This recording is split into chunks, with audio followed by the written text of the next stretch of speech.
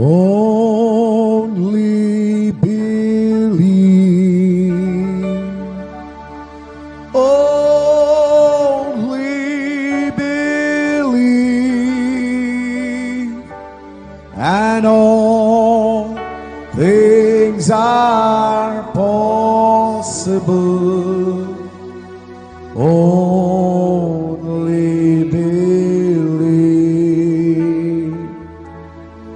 My Lord, I believe. Yes, I believe. My Lord, I believe Amen.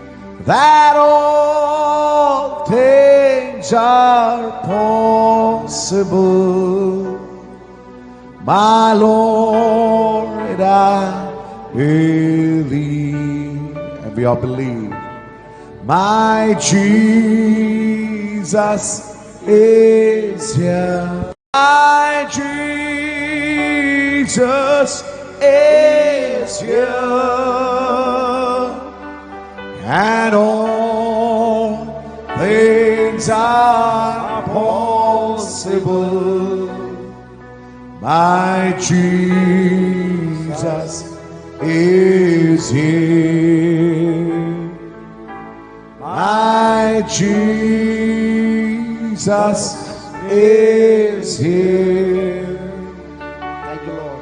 My Jesus is here.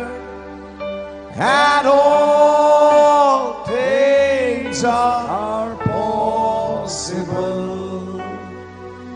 My Jesus is here. పరిశుద్ధ గ్రంథంలో నుండి ప్రకటన గ్రంథము 8వ అధ్యాయము 1వ వచనం చదువుదాం.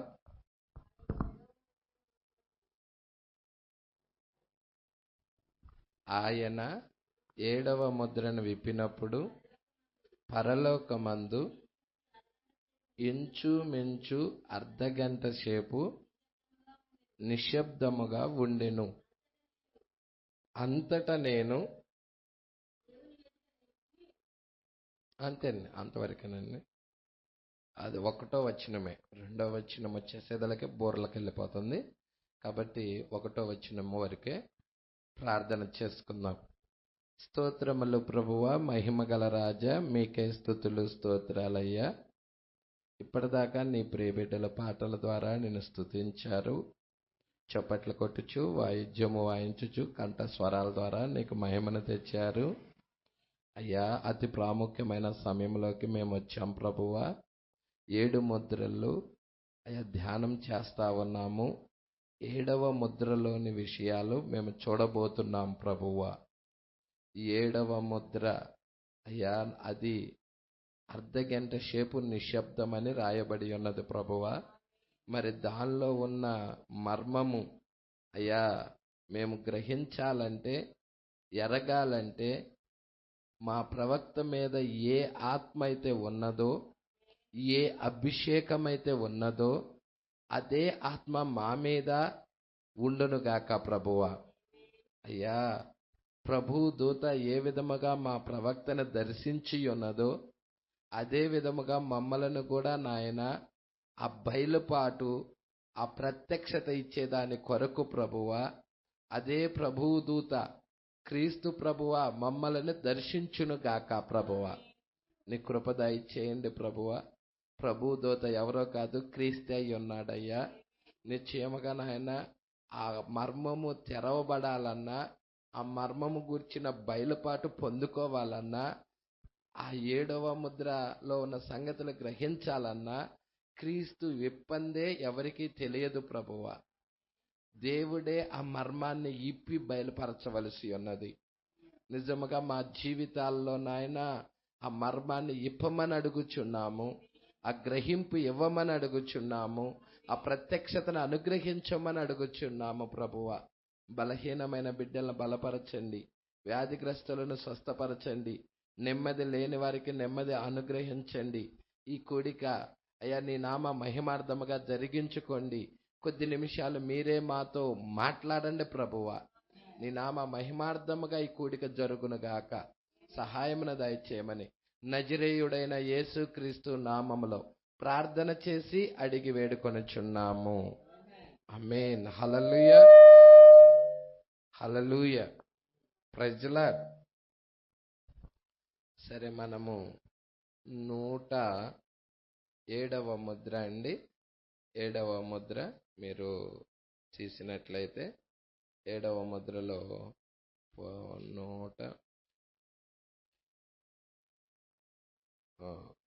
109వ పేరా నుండి మనం చూడాలి. 109వ పేరా అండి.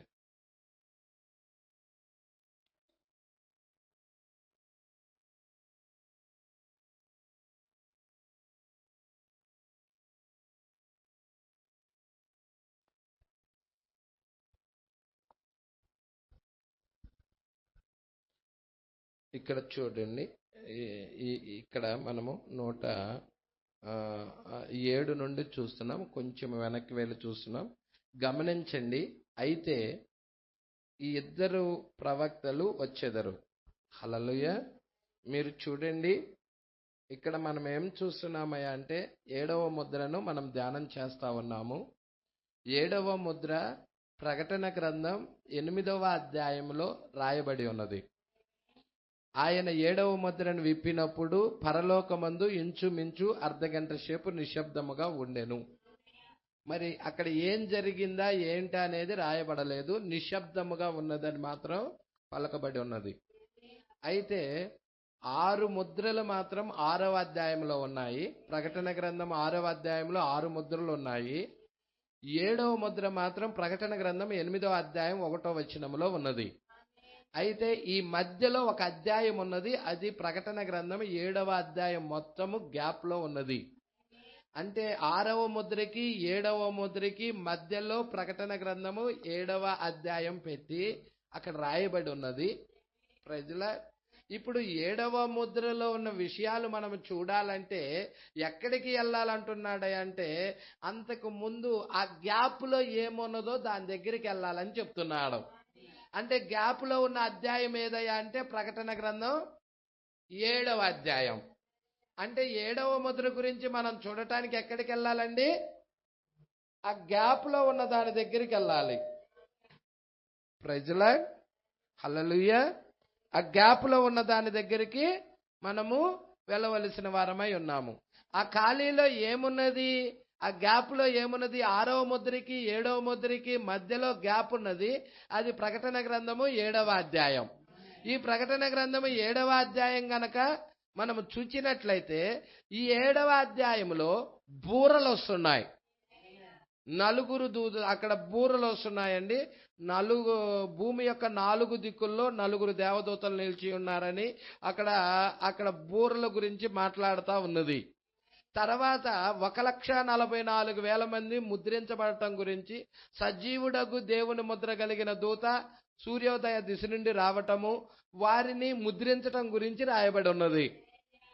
హల్లెలూయా. తర్వాత ఇంకొకటి చూస్తున్నాము.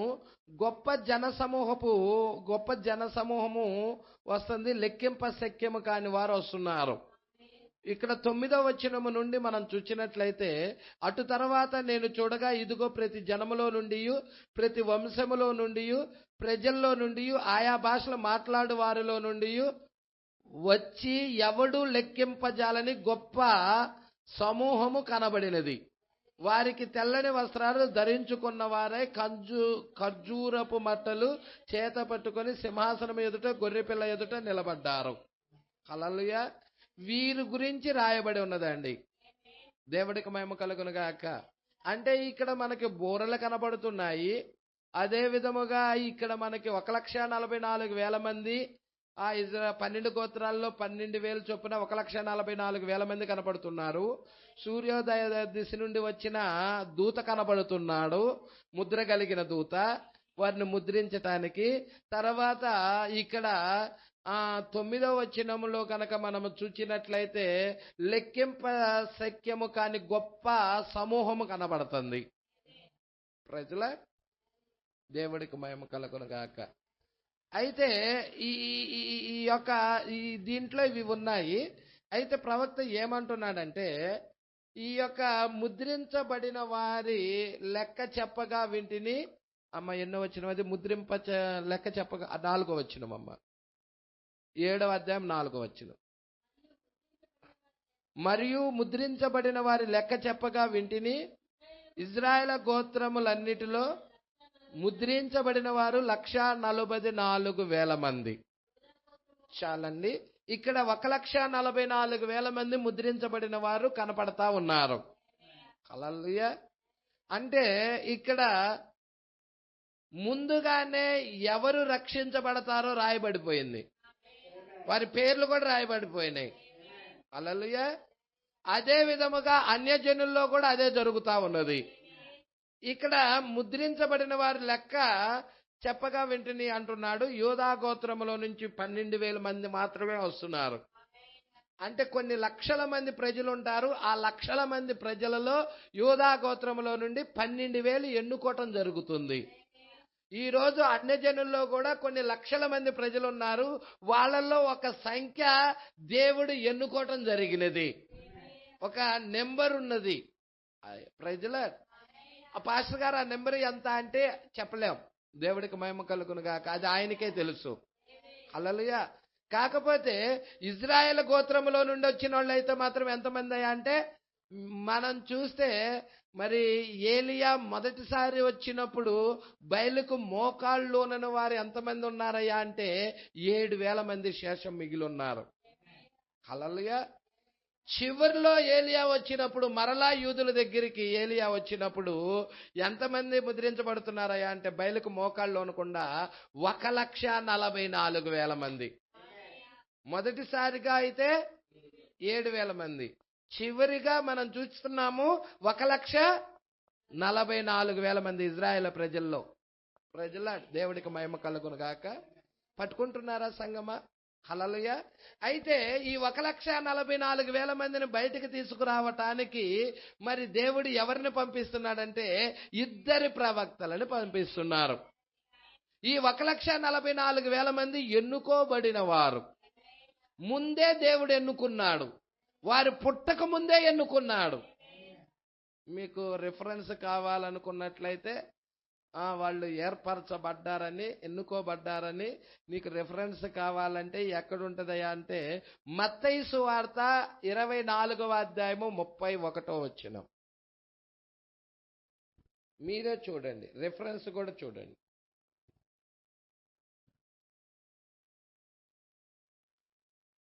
వారు ముందే ఎన్నుకోబడ్డారన్న సంగతి, ముందే ఏర్పరచబడ్డారన్న సంగతి అక్కడ రాయబడుతుంది. 24:31 అమ్మ. అప్పుడు మనుష్య కుమారుడు సూచన ఆకాశమందు కనబడును. అప్పుడు మనుష్య కుమారుడు ప్రభావముతోను మహామహిమతోను ఆకాశ మేఘారుడై వచ్చుట చూచి భూమి మీద ఉన్న సకల గోత్రముల వారు రొమ్ము కొట్టుకొందురు. మరియు ఆయన గొప్ప బోరతో తన దూతలను పంపును. వారు ఆకాశమా అమ్మా? ఆకాశమేనా? ఆకాశము యొక్కయు ఈ చివరి నుండి ఆ చివరి వరకు నలుదిక్కుల నుండి ఆయన ఏర్పరుచుకొనిన వారిని చూసారండి. ఏర్పరుచుకున్నవారు ముందే ఏర్పరచుకున్నాడు ప్రజల. అది మరి మొదటి రాకడలో ఉన్నప్పుడే మన ప్రభువారు మాట్లాడుతున్నారు. హల్లెలూయా. అక్కడ ముద్రలిప్పిన అధ్యాయం అది. యేసుక్రీస్తు మాట్లాడుతూ ఉన్నాడు. మరి ఆయన ఏర్పరచుకున్న వారు ఉన్నారు.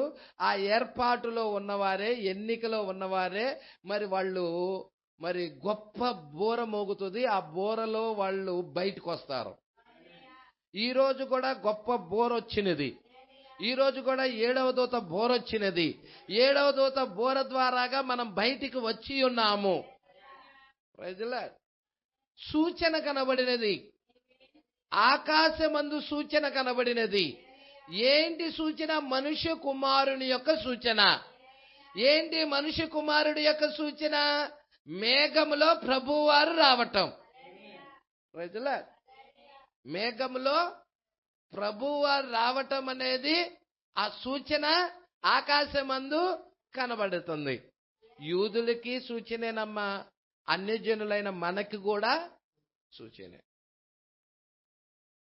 అక్కడ మనుష్య కుమారుడు మేఘంలో వచ్చాడు కదమ్మా అక్కడ ప్రజల. అప్పుడు మనుష్య కుమారుడు ప్రభావముతో మహామహిమతో ఆకాశ మేఘారుడై వచ్చుట చూచి. ప్రజల అంటే దాన్ని ఎవరు చూడగలుగుతున్నారు? అది సకల గోత్రాల వారు రొమ్ము కొట్టుకుంటున్నారు. అంటే సకల గోత్రాలంటే ఎన్ని గోత్రాలు ఉన్నాయి? ఇజ్రాయేల్ గోత్రాల్లో మనం చూసినట్లయితే 12 గోత్రాలు ఉన్నాయి. ఈ 12 గోత్రాల్లో కూడా ఒక్కొక్క గోత్రంలో ఎంతమంది రక్షించబడతా ఉన్నారు, ఎన్నిక కాబడ్డారు? 12,000 చొప్పున. అంటే 12 గోత్రాల్లో 12 1,44,000 మంది. దేవుడికి మహిమ కలుగును గాక. మరి వారిని 1,44,000 మందిని బయటికి పిలవటానికి 2 సాక్షులు వస్తున్నారు, 2 ప్రవక్తలు వస్తున్నారు. ఇది ఎక్కడ ఉందండి? 6వ ముద్రకి 7వ ముద్రకి మధ్యలో ఇంటర్వెల్లో ఉంది ఈ విషయం. హల్లెలూయా. దాని గురించే 7వ ముద్రలో ప్రవక్త ఇక్కడ మాట్లాడుతున్నాడు. 107వ పేర. ఇప్పుడు మనం చెప్పుకున్నామా ఈ విషయం గురించే? 107వ పేరాలో 7వ ముద్ర 107వ పేరాలో ఇక్కడ మాట్లాడుతున్నాడు. చూస్తున్నారా అండి? చూడండి, గమనించండి. అయితే ఈ ప్రవక్తలు వచ్చెదరు. ఎవరు వస్తారండి? ఈ ప్రవక్త అన్నాడా? ప్రవక్తలు అన్నాడా? ప్రవక్తలు అంటే వధువు ఎత్తబడిన తర్వాత యూదుల దగ్గరికి ప్రవక్త కాదు వచ్చేది, ప్రవక్తలు వస్తారు.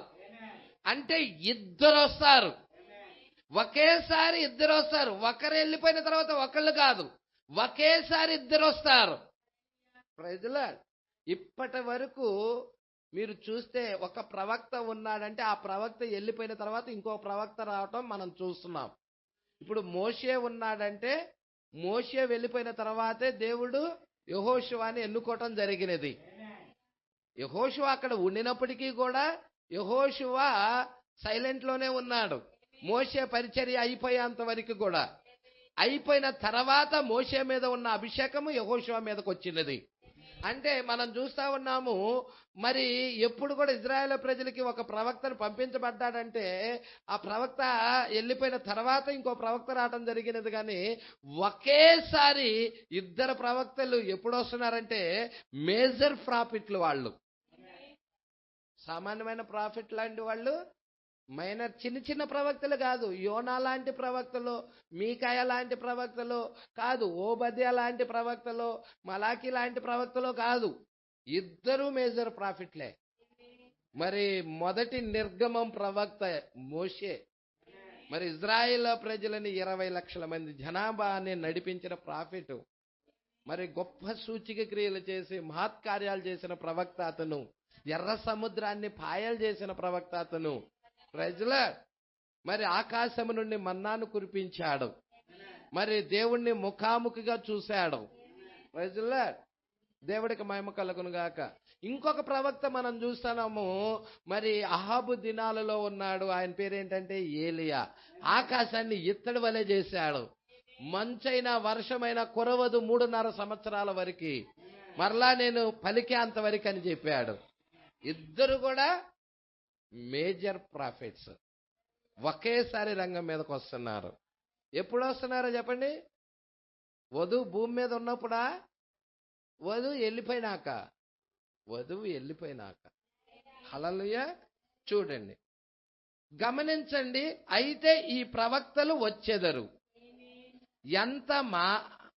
అంత మాత్రమే కాదు, వాళ్ళు రావటం మాత్రమే కాదు, ఇప్పుడు ఆ ప్రవక్తలు ప్రకటన గ్రంథము 11వ అధ్యాయములో ఉన్నారు వాళ్ళు. హల్లెలూయా. మీరు చూస్తున్నారా అండి? ప్రకటన గ్రంథము 11వ అధ్యాయములో ఆ ప్రవక్తలు ఉన్నారు. మీకు 7వ అధ్యాయం దగ్గరికి వచ్చేదానికి కనబడుతున్నారు వాళ్ళు. మీకు చూడండి, 7వ అధ్యాయంలో ప్రవక్తల గురించి ఏమన్నా రాశారేమో? ఆ ఇద్దరు ప్రవక్తల గురించి రాయలేదు. 7వ అధ్యాయంలో ఏమున్నది? హల్లెలూయా. ఆ యొక్క బోర్లు ఉన్నాయి. ఆ తర్వాత సూర్యోదయ దిశ నుండి సజీవుడగు దేవుని ముద్ర కలిగిన దూత వస్తా ఉన్నాడు. హాని చేయొద్దు నా దాసులకు అని చెప్తా ఉన్నాడు.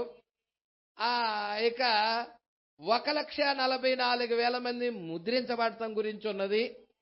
12 గోత్రాల్లో 12,000 చొప్పున ముద్రించబడటం గురించి ఉన్నది. అవును కదమ్మా. మరి అక్కడ మోషే ఎలీయాలు ఏమైనా కనబడుతున్నారా? హల్లెలూయా. మరి నీకు ఆ ప్రవక్తలు ఎక్కడ కనబడతారయ్యా? ఆ యొక్క 1,44,000 మందిని బయటికి తీసుకొచ్చే ఆ ప్రవక్తలు, వర్తమానం ద్వారాగా బయటికి తీసుకొచ్చే ఆ ప్రవక్తలు నీకెక్కడ కనబడతారయ్యా అంటే ప్రకటన గ్రంథం 11వ అధ్యాయంలో కనబడతారు. 11వ అధ్యాయంలో ఉన్న శేషము 7వ అధ్యాయంలో ఉన్నది. 11వ అధ్యాయంలో ఉన్న వారే ఆ మోషే, ఏలియా, అక్కడ ఆ ఇజ్రాయేల్ ప్రజలు మనకు అక్కడ ముద్రించబడిన వారి దగ్గర కనపడుతున్నారు వాళ్ళు. హల్లెలూయా. అందుకే ఇక్కడ అంటున్నాడు చూడండి, 11వ అధ్యాయం మొత్తం మీరు చూసినట్టయితే 11వ అధ్యాయములో, హల్లెలూయా అమ్మ, 11వ అధ్యాయములో ఎన్నో వచనం దాకా అంటే 13వ వచనం దాకా.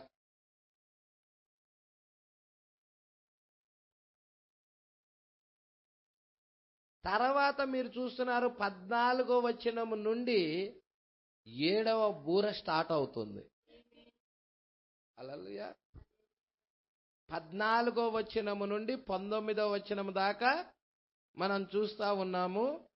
7వ బూరలో ఏం జరగబోతుంది అంటే ఈ లోక రాజ్యాలన్నీ కూడా ప్రభు రాజ్యాలు కాబోతున్నాయి. ప్రజల ఇక్కడ మీరు జాగ్రత్తగా పట్టుకోండి. 107వ ప్యారా దగ్గరికి మరలా మనం తిరుగుతాం. ఆడకి ఆ ప్రవక్తలు ప్రకటన 11వ అధ్యాయంలో ఉన్నారు.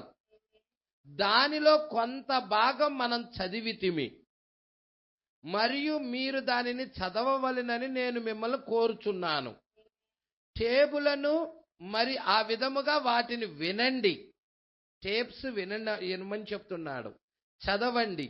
వారు ప్రవక్తల ద్వారా, సూచనల ద్వారా పూర్తిగా ఒక నిరూపించబడిన ప్రవక్తలుగా ఉందురు. హల్లెలూయా. వారు నిరూపించబడిన ప్రవక్తలు. తర్వాత ఇజ్రాయేల్ దానిని గూర్చి వినబోచున్నది. హల్లెలూయా. ప్రవక్తలు, మరి ఇజ్రాయేల్ ప్రజలు ప్రవక్తలని ఎలా గుర్తిస్తారు?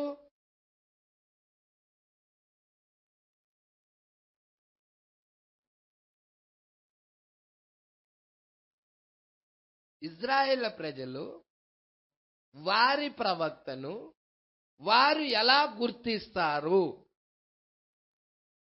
హల్లెలూయా.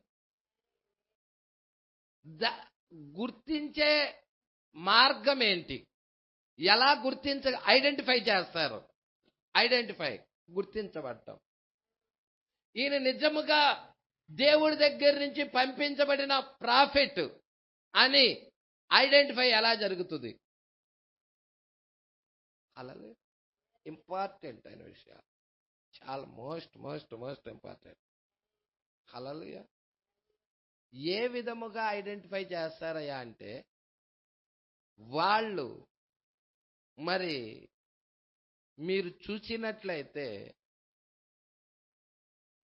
ప్రవచనాలన్నీ నెరవేర్పు చేయటం ద్వారా. హల్లెలూయా. మీరు చూడండి వారిని ఎలా గుర్తిస్తారని చెప్పాడంటే ప్రవక్త మీ దగ్గర ఒక్కసారి లేఖనం వైపు నేను మిమ్మల్ని తిప్పటానికి ఇష్టపడుచున్నాను. మీ దగ్గర హబ్ ఉంటే చూడండి, మెసేజ్ హబ్.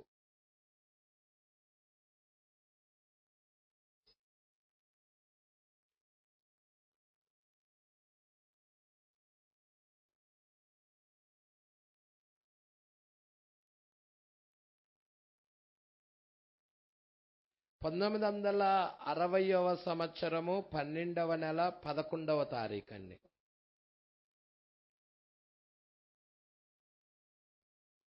డిసెంబర్ నెలలో చెప్పారు. 10 మంది కన్యకలు మరియు 1,44,000 మంది. వర్తమానం పేరు.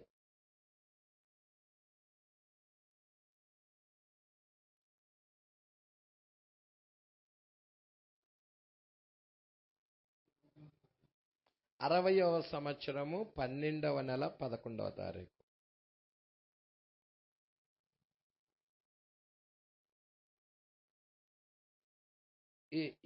ఇది జాగ్రత్తగా మీరు నోటిఫికేషన్ చేసుకోవాల్సిన విషయం.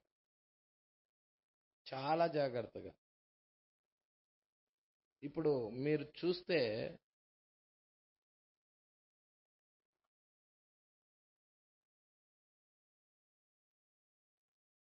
ఇక్కడ ఈ మధ్యలో ఉన్న ఖాళీ గురించే మాట్లాడుతున్నాడు దీంట్లో. మీరు పారా వైపుకి తిరగాలి అంటే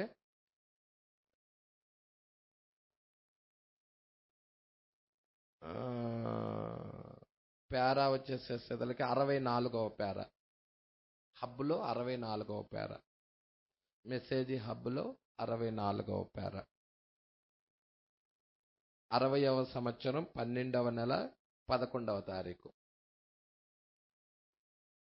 ఇక్కడ 6వ ముద్రకి 7వ ముద్రకి మధ్యలో ఉన్న గ్యాప్లో ఏం కనబడుతుంది అంటే మరి బూరలు కనబడుతున్నాయి.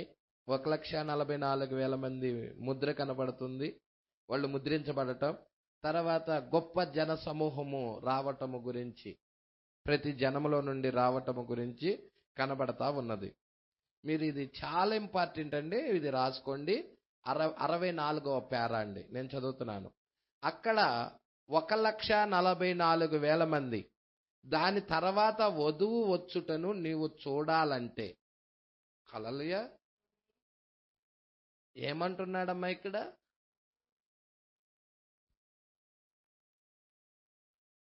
ముందు ఎవరున్నారు? 7వ అధ్యాయంలో ముందే బోర వస్తుంది. బోర్లు ఉన్నాయి. 4 దూతలండి. 4 దిక్కుల్లో బోర్లు పట్టుకొని వస్తా ఉన్నారు. అయితే సజీవుడగు ముద్ర కలిగిన దూత సూర్యోదయ దిశ నుండి వచ్చి యుద్ధాన్ని ఆపుతా ఉన్నాడు. ఆ తర్వాత మనం చూసినాము 1,44,000 మంది. ఆ తర్వాత ఎవరు వస్తున్నారు? 1,44,000 మంది తర్వాత ఇక్కడ అంటున్నాడు 1,44,000 మంది.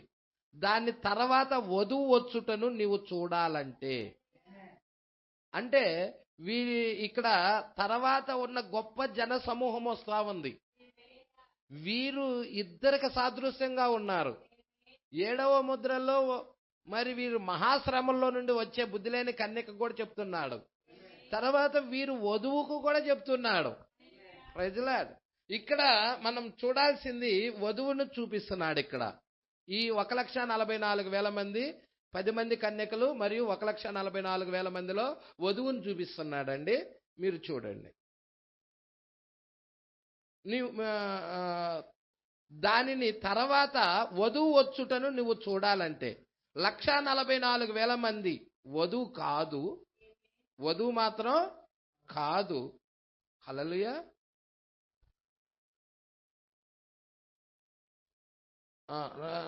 వధువు కాదు అని చూపించుటకు 8వ అధ్యాయము నుంచి చదవండి. 8వ అధ్యాయం లేక 8వ వచనం, నా ఉద్దేశము 8వ వచనము, 7వ అధ్యాయం అని. హల్లెలూయా. అదే కదండి, అది తీయండి ఒకసారి మనం చూద్దాము. 7వ అధ్యాయము 8వ వచనం. 8వ వచనం. వారు వధువు కాదని ఎలాగా చెప్దా 1,44,000 మంది వధువు కాదని. ఇక్కడ ఏమందంటే 8. జబులూను గోత్రంలో 12,000 మంది, యోసేపు గోత్రంలో 12,000 మంది, బెన్యామీను గోత్రంలో 12,000 మంది ముద్రించబడ్డది. అవునా? హల్లెలూయా. ఇక ఈ వచనము నుండి చదువుదాము. ఎందుకనగా 8వ వచనంలో బెన్యామీనులో 12,000 మంది ముద్రించబడ్డారు. అటు తర్వాత నేను చూడగా, ఇది 9వ వచనం చూడండి. అటు తర్వాత నేను చూడగా ఇదిగో ప్రతి జనములో నుండి ఆయా భాషలు మాట్లాడు వారిలో నుండి వచ్చి ఎవడను లెక్కింపజాన్ని ఒక గొప్ప సమూహము కనబడెను. వారిని తెల్లని వస్త్రాలు ధరించుకున్న వారై ఖర్జూరపు మట్టలు చేత పట్టుకొని సింహాసనము ఎదుట గొర్రెపిల్ల ఎదుట నిలబడ్డారు. సింహాసనాసీనుడైన మా దేవునికి గొర్రెపిల్లకు మా రక్షణకై స్తోత్రమని మహాశబ్దంతో వెలుగెత్తి చెప్పారు. దేవదూతలందరూ సింహాసనము చుట్టూను పెద్దల చుట్టూను ఆ 4 జీవుల చుట్టూను నిలబడి ఉన్నారు. చూసారంటే దేవదూతలందరూ ఆ సింహాసనము చుట్టూ, పెద్దల చుట్టూ, ఆ 4 జీవుల చుట్టూ నిలబడి ఉన్నారు. వారు సింహాసనం ఎదుట సాగిలపడి ఆమేన్, యుగ యుగముల వరకు మా దేవునికి స్తోత్రము, మహిమ, జ్ఞానము, కృతజ్ఞతాస్తుతియు, ఘనత, శక్తి, బలము కలుగునుగాక అని చెప్పుచు దేవునికి నమస్కారం చేసిరి. ఆమేన్. పెద్దల్లో ఒకడు వచ్చాడు. అవునండి, పెద్దలలో ఒకడు. 13వ వచనం. పెద్దల్లో ఒకడు తెల్లని వస్త్రం ధరించుకున్న వీరెవరు, ఎక్కడి నుండి వచ్చిరని నన్ను అడిగెను. అందుకు నేను, అయ్యా నీకే తెలియననగా అతడు ఇలాగు నాతో చెప్పెను, వీరు మహాశ్రమల నుండి వచ్చిన వారు. గొర్రెపిల్ల రక్తములో తమ వస్త్రాలు ఉతుకుకొని వాటిని తెలుపు చేసుకొనిరి. అందువల్ల వారు దేవుని సింహాసనం ఎదుట ఉండి రాత్రింబవళ్ళు ఆయన ఆలయములో ఆయనను సేవించుచున్నారు. అవునా? ఆయన ఆలయములో ఆయనను, రాత్రింబవళ్ళు ఆయన ఆలయములో ఆయన్ను సేవించుచున్నారు. 15వ వచనమమ్మ. అందువలన వారు దేవుని సింహాసనం ఎదుట ఉండి రాత్రింబవళ్ళు ఆయన ఆలయములో ఆయన్ను సేవించుచున్నారు.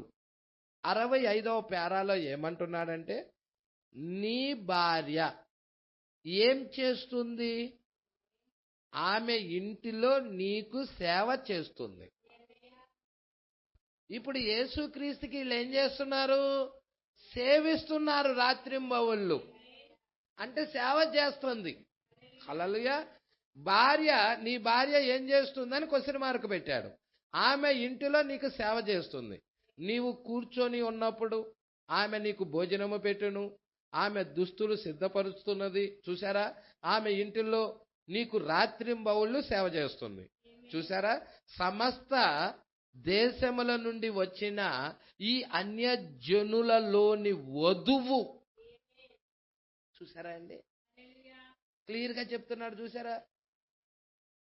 ఏది నేను 10 మంది కన్యకలు 1,44,000 మందిలో 65వ పేరా చదువుతున్నాను. Praise the lord. రాత్రింబవళ్ళు సేవ చేస్తుంది నీ ఇంట్లో నీ భార్య. చూసారా? నీకు భోజనము పెడుతుంది, తర్వాత నీ దుస్తుల్ని సిద్ధపరుస్తుంది. ఆమె నీ ఇంటిలో నీకు రాత్రింబవళ్ళు సేవ చేస్తుంది. సమస్త దేశముల నుండి వచ్చిన, ఎన్ని దేశాలండి? సమస్త దేశాల నుండి వచ్చిన ఈ అన్యజనులలోని వధువు రాత్రింబవళ్ళు దేవుని సింహాసనము ఎదుట ఉంటారు. గత రాత్రి మనము దీన్ని గురించి మాట్లాడుచున్నప్పుడు ఏమి చెప్పామో గుర్తున్నదా? హల్లెలూయా. సింహాసనాసీనుడైన వాడు తానే తన గుడారము వారి మీద కప్పును. వారికి ఇక మీదట ఆకలైనను దాహమైనను ఉండదు. సూర్యుని ఎండైనను ఏ వడగాలైనను వారికి తగలదు. ఏలయనగా సింహాసనము మధ్య నుండి గొర్రె పిల్ల వారికి కాపరి అయి, అమ్మా సింహాసనము 17వ వచనం ఉందిగా అమ్మా. 16లో వారికి ఇక మీదట ఆకలైనను దాహమైనను ఉండదు. సూర్యుని ఎండైనను ఏ వడగాలైనను వారికి తగలదు. ఏలయనగా సింహాసనము మధ్య నుండి గొర్రెపిల్ల వారికి కాపరి అయి జీవజలముల బుగ్గ యొద్దకు సూర్యుని ఎండైనా వడగాలైనా వారికి తగలదు. ఏలయనగా సింహాసనము మధ్య నుండి గొర్రెపిల్ల వారికి కాపరి అయి జీవజలముల బుగ్గ యొద్దకు వారిని నడిపించును. దేవుడే వారి కన్నుల నుండి ప్రతి బాష్ప బిందువును. ఎవరు వీరు? ఆయన భార్య. ఈరోజు జీవజలాల దగ్గరికి నడిపించబడ్డామా? జీవజలం ఈ వాక్యమేనా? మరి లేకపోతే ఏదో ఒక సంఘ శాఖలో ఉండేవాళ్ళం, డినామినేషన్లో ఉండే మత శాఖల్లో ఉండేవాళ్ళం. కానీ అక్కడికి ఉండకుండా నడిపించబడ్డామంటే మరి అది ఆయన కృపై ఉన్నది, ఎన్నికై ఉన్నది, ఏర్పాటై ఉన్నది. అందుకే దేవుడు నడిపిస్తా ఉన్నాడు. నీ ప్రతి బాష్ప బిందువును తుడి చేస్తానంటున్నాడు. నీవు ఆయనకి సేవ చేయాలి రాత్రి బౌళ్ళు అంటున్నాడు. అక్కడ 1,66,000 పేరా అండి, నేను చదువుతున్నాను. 60వ సంవత్సరము 12వ నెల 11వ తారీఖు ఉదయకాలంలో 10 మంది కన్యకలు మరియు 1,44,000 మంది 1960లో బోధించారనమాట ప్రవక్త. 66వ పేర. అక్కడ అమ్మ ఇది మెసేజీ హబ్బులో అమ్మ నేను చదువుతుంది, గమనించండి. మెసేజీ హబ్బులో, మరి పుస్తకంలో ఎలా ఉన్నదో తెలియదు కానీ మెసేజీ హబ్బులో చదువుతున్నాను అన్నమాట.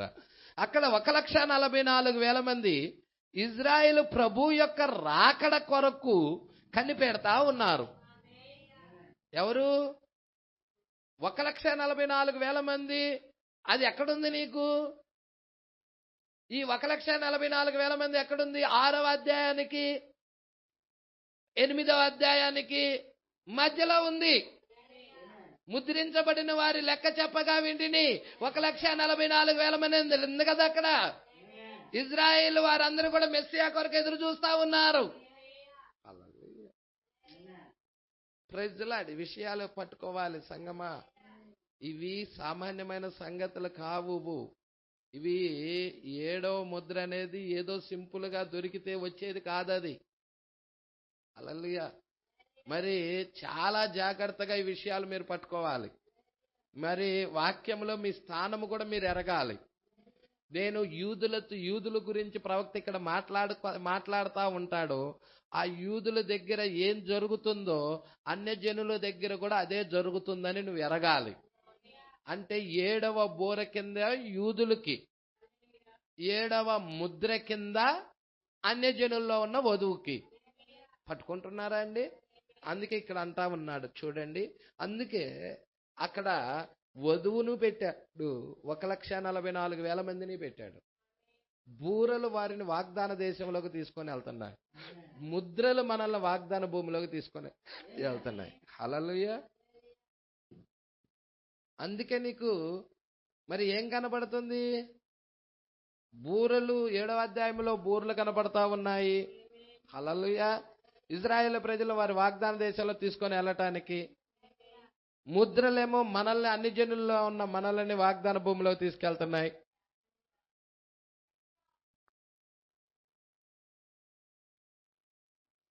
సరే విన్నాం. చాలా ప్రాముఖ్యమైన ఒక అంశం నేను తీసుకొస్తున్నాను. వాళ్ళు ఎలా ఎరుగుతారు? ఆ ప్రవక్తని వచ్చిన వారిని ఎలా గుర్తించాలి? ఇక్కడ వారి గురించి మాట్లాడుతున్నాడంటే ఇక్కడ మనల్ని గురించి మనం చూసుకోవాలి. ఇక్కడ చూడండి 66వ పేరా నేను చదువుతున్నాను. అక్కడ 1,44,000 మంది ఇజ్రాయేలు ప్రభువు యొక్క రాకడ కొరకు కనిపెడుతున్నారు. అన్యజనులు సంపూర్తి చేయబడే వరకు వారు వెళ్ళరు. ఎవరు వెళ్ళరు? అన్యజనులు సంపూర్తి చేయబడే వరకు ఈ ఇద్దరు ప్రవక్తలు వెళ్ళరు అక్కడికి. అలా పట్టుకుంటున్నారా? అన్యజనులు సంపూర్తి కావటం అంటే ఏంటి? అన్యజనులు ఇక్కడి నుండి తీసేయబడాలి. అప్పుడు ఇద్దరు ప్రవక్తలు వస్తారు వాళ్ళ దగ్గరికి. హల్లెలూయా. అన్యజనులు సంపూర్తి చేయబడే వరకు వారు వెళ్ళరు. అన్యుల కార్యము సంపూర్తి చెయ్యబడాలి. అన్యజనుల కాలం సంపూర్తి అవ్వాలి. అన్యజనుల కాలం సంపూర్తి 7వ మీరు చూసినట్లయితే సంపూర్తి అవుతున్న దినాల్లోనే మనం ఉన్నాం. హల్లెలూయా. అంటే అన్యజనుల కాలం ముగించబడుతుంది. మీరు చూడండి, ప్రకటన 10లో వచ్చిన దూత కాలమే లేదంటున్నాడు. ఇక ఇక అన్ని జనులకి సమయం లేదు, వాళ్ళకి అన్ని జనులకి ఇక కాలం అనేదే లేదు. ఒట్టు పెట్టుకొని అలా చెప్తా ఉన్నాడు. మీరు ప్రకటన 10లో చూడలేదా? ప్రకటన 10లో ఆయన పరలోకము అందులో ఉన్న వాటిని, భూమిని అందులో ఉన్న వాటిని, సముద్రమును అందులో ఉన్న వాటిని సృష్టించి యుగ యుగములు జీవించుచున్నవాని తోడని ఒట్టు పెట్టుకొని ఇక ఆలస్యము అన్నాడు. ఆలస్యము కాదు, టైం, సమయం, టైం, సమయం. హల్లెలూయా. ఇంగ్లీష్లో టైం అని ఉంటుంది, సమయం. ఇక సమయం అనేదే లేదు. హల్లెలూయా.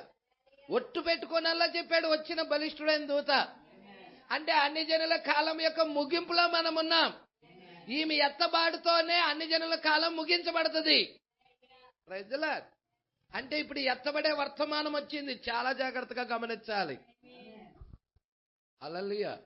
అందుకంటున్నాడు అన్యజనుల కార్యం సంపూర్తి చేయబడాలి. ఇక్కడ ఒక వ్యక్తిగతమైన చిన్న కార్యమును పంచుకుంటాను. ఇక ప్రవక్త ఒక చిన్న కార్యాన్ని పంచుకుంటున్నాడండి. మీరు దాన్ని గ్రహిస్తారని నమ్ముచున్నాను. స్వీడన్ దేశంలోని స్టాక్వా, అదేంటండి ఇది, కాకు హావతిచ్చాడు. స్టాక్వా మేకి లావతిచ్చాడు. హల్లెలూయా. కొంచెం ఈ పదాలు స్టాక్కాహంలో లేవి, షెడ్రూస్, ఇది కొంచెం పలకటమే కష్టంగా ఉంది నాకు. మరి అది ఆ దేశంలో, ఆ ప్రాంతంలో షెడ్రూస్, అతడు ఫిలదెల్ఫియా సంఘకాలాల నాయకుడు. ఇతడు ఈ వ్యక్తి అనే షెడ్రూస్ అనే ఈ వ్యక్తి ఫిలదెల్ఫియా సంఘకాలం యొక్క నాయకుడు. అతడు యూదులకు లక్షల కొలది నూతన నిబంధన గ్రంథాలను పంపించాడు. అంటే కొత్త నిబంధన పుస్తకాలనే లక్షల కొలది పుస్తకాలు పంపించేసేసాడు. ఇతని పేరేంది? షెడ్రూస్. అర్థమవుతుందా? లేవి గోత్రానికి చెందిన ఆయన షెడ్రూస్. హల్లెలూయా. మరి ఇతను లేవి, స్టాక్వాలో లేవి, షెడ్రూస్. అతడు ఫిలదెల్ఫియా సంఘముల నాయకుడు. అతడు యూదులకు లక్షలాది నూతన నిబంధన గ్రంథాలు పంపించాడు. వాటిలో ఒక గ్రంథమును అతడు జ్ఞాపకముగా నాకు ఇచ్చాడు. ఆ వ్యక్తి ఇతనికి ఇచ్చాడు. యూదులు ఎల్లప్పుడూ వెనక నుండి ముందుకు చదువుతారు. అవునండి, యూదులు ఎల్లప్పుడూ వెనక నుండి ముందుకు చదువుకుంటా వస్తారనమాట. వెనక నుండి ముందుకు చదువుతారు. వారి భాష ఎలా ఉంటుందో మీకు తెలుసు. మరియు ఆ గ్రంథములు చదివిన యూదులు మంచిది, ఈ యేసు మెస్సియా అయి ఉన్నట్లయితే ఆయన మృతి నొందిన తర్వాత పరిశుద్ధాత్మగా ఆయన ఆత్మ తిరిగి వచ్చి ఉన్నట్లయితే ఒక ప్రవక్త సూచిక క్రియ మాకు చూపించమను. అది వాళ్ళు ప్రవక్తని గుర్తించే క్రమం. యూదులు ప్రవక్తను గుర్తించే క్రమం ఏంటి? సూచిక క్రియ. మరి యేసుక్రీస్తు కూడా భూమి మీద ఉన్నప్పుడు యూదులు అదే అడిగారు, ఆకాశం నుండి మాకు ఒక సూచిక క్రియ చూపించు. అలా అడిగారా లేదా? 16 మత్తయి 16లో ఉందమ్మా. 16:1 మత్తయి సువార్త 16:1.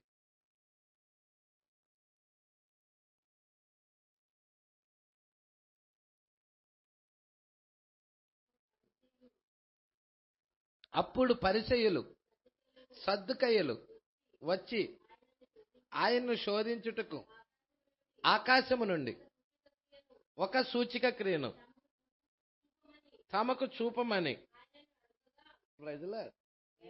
ఏం అడుగుచున్నారు? సూచక్రియ అడుగుతున్నారు. ఎక్కడ సూచక్రియ? ఆకాశంలో ఉన్న సూచక్రియ. ఆకాశంలో ఉన్న సూచక్రియ ఎన్నో రాకడా?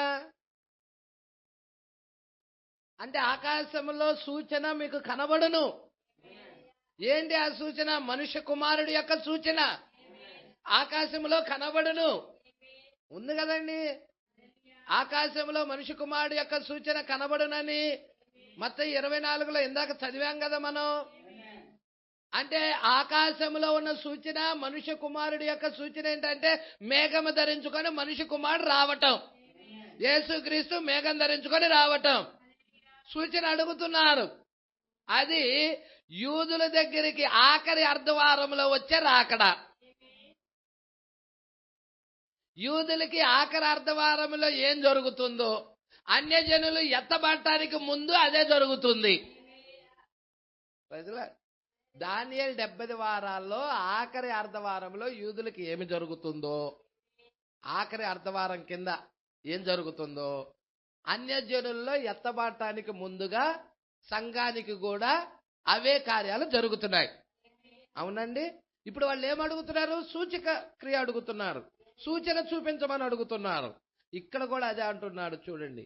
మరియు ఆ గ్రంథాలు చదివిన యూదులు, మంచిది, ఈ యేసే, మీరు మాట్లాడుతున్న ఆ యేసే మెస్సియా అయి ఉన్నట్లయితే ఆయన మృతి నొందిన తర్వాత పరిశుద్ధాత్మగా ఆయన ఆత్మ తిరిగి వచ్చి ఉన్నట్లయితే ఒక ప్రవక్త సూచక క్రియను మాకు చూపించమను, అప్పుడు మేము ఆయన్ను నమ్ముతాం అని చెప్పారు. ఎంత చక్కగా సిద్ధపరచబడినది. నేను ఈ రీతిగా తలంచాను, ప్రభువా సమయం వచ్చింది, ఇప్పుడే, ఇదే ఆ సమయం, ఇప్పుడే.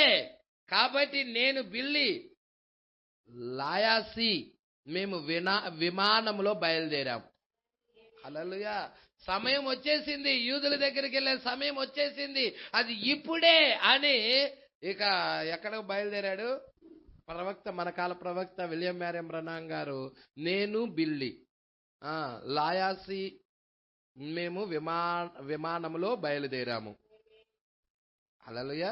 నేను బిల్లి లాయాసి మేము విమానంలో బయలుదేరాం. నేను అప్పుడు ఇండియానా వెళ్ళుచున్నాను. నేను వెనక్కి వచ్చే సమయంలో ఇక్కడ దిగి యూదులకు వర్తమానం తీసుకువెళ్తాను, ఇది సత్యం అని వారు చెప్పునట్లు చేస్తాను అని తలంచాను. వారు చెప్పేటట్లుగా చేస్తానని తలంచాను. యూదులు ఎల్లప్పుడూ తన ప్రవక్తలను విశ్వసించును. మనమందరము కూడా దానిని ఎరుగుదాం. ఎందుకనగా మెస్సియా ప్రవక్తగా ఉండునని దేవుడు వారికి చెప్పాడు, మరియు వారు తమ ప్రవక్తలను నమ్ముతారు. దేవుడు వారితో చెప్పాడు, మీలో ఎవడైనా ప్రవక్త గాని దీర్ఘదర్శి గాని ఉన్నట్లయితే నేను దర్శనములతోనూ అతనితో మాట్లాడతాను. అతడు చెప్పినది నెరవేరినట్లయితే మీరు అతని మాటలు వినండి. నేను అతడికి తోడై ఉన్నాను. ఒకవేళ అది నెరవేరనట్లయితే ఆ ప్రవక్తతో ఎట్టి సంబంధం కలిగి ఉండొద్దు. నేను అతనితో లేను నెరవేరకపోతే. కానీ అతడు చెప్పినది నెరవేర్చబడినట్లయితే అతడు మాటలు ఆలకించవలెను. నేను అతడికి తోడుగా ఉన్నాను, ఆ సంగతి యూదులు ఎరుగుదురు. ఇదండి. పట్టుకుంటున్నారా? ఈ విషయాలు పట్టుకుంటున్నారా? హల్లెలూయా. మరి 68వ పేర, నేను ఈ విధముగా తలంచాను. అది అద్భుతంగా ఉంటుంది. 4 లేక 5,000 మందిని నేను సమకూర్చి వారి ఎదుట నిలబడి బైబిల్ చదివి, ఈయన మెస్సియా అయ్యున్నట్లయితే ఆయన ప్రవక్త యొక్క సూచక క్రియను చూపించనీయండి అని చెప్తాను. అది ఎంత చక్కగా సిద్ధపరచబడినది అని తలంచారు. ఇక ఆ జన సమూహాలందరిని సమకూర్చి మెస్సియా సూచన కనపరచడానికి మరి ఆ యొక్క యేసుక్రీస్తు చేసిన కార్యాలు చూపిద్దామనుకున్నాను. నా చేతిలో టిక్కెట్ కూడా ఉన్నది. ఎక్కడికి వెళ్ళటానికి? యూదుల దగ్గరికి. టిక్కెట్ కూడా తీసేసుకున్నాడు ప్రవక్త. విమానం ఎక్కుటకు ఇంకా అర్ధగంట సమయమే ఉంది. ఇంకెంత టైం ఉంది? అర్ధగంటలో విమానం ఎక్కే టైము. నేను ఈజిప్టులోని కైరో విమాన ఆశ్రయంలో నిలబడి ఉన్నాను. ఏం జరిగిందో చూస్తూ చెప్తున్నాడు. ఈజిప్ట్ అంటే ఐగుప్తు అండి. ఈజిప్ట్ అన్నా ఐగుప్తు అన్నా ఒకటే. ఈజిప్టులోని కైరో విమానాశ్రయంలో నిలబడి ఉన్నాను.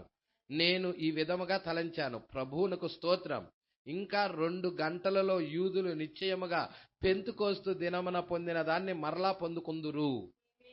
ఆ పెంతుకోస్తు మేడగది దగ్గర పెంతుకోస్తు దినాన ఏ విధముగా ఆ మెస్సియా పొందుకున్నారో వాళ్ళు, అలా వీళ్ళు కూడా పొందుకుంటారని ప్రవక్త అంటా ఉన్నాడు. హల్లెలూయా.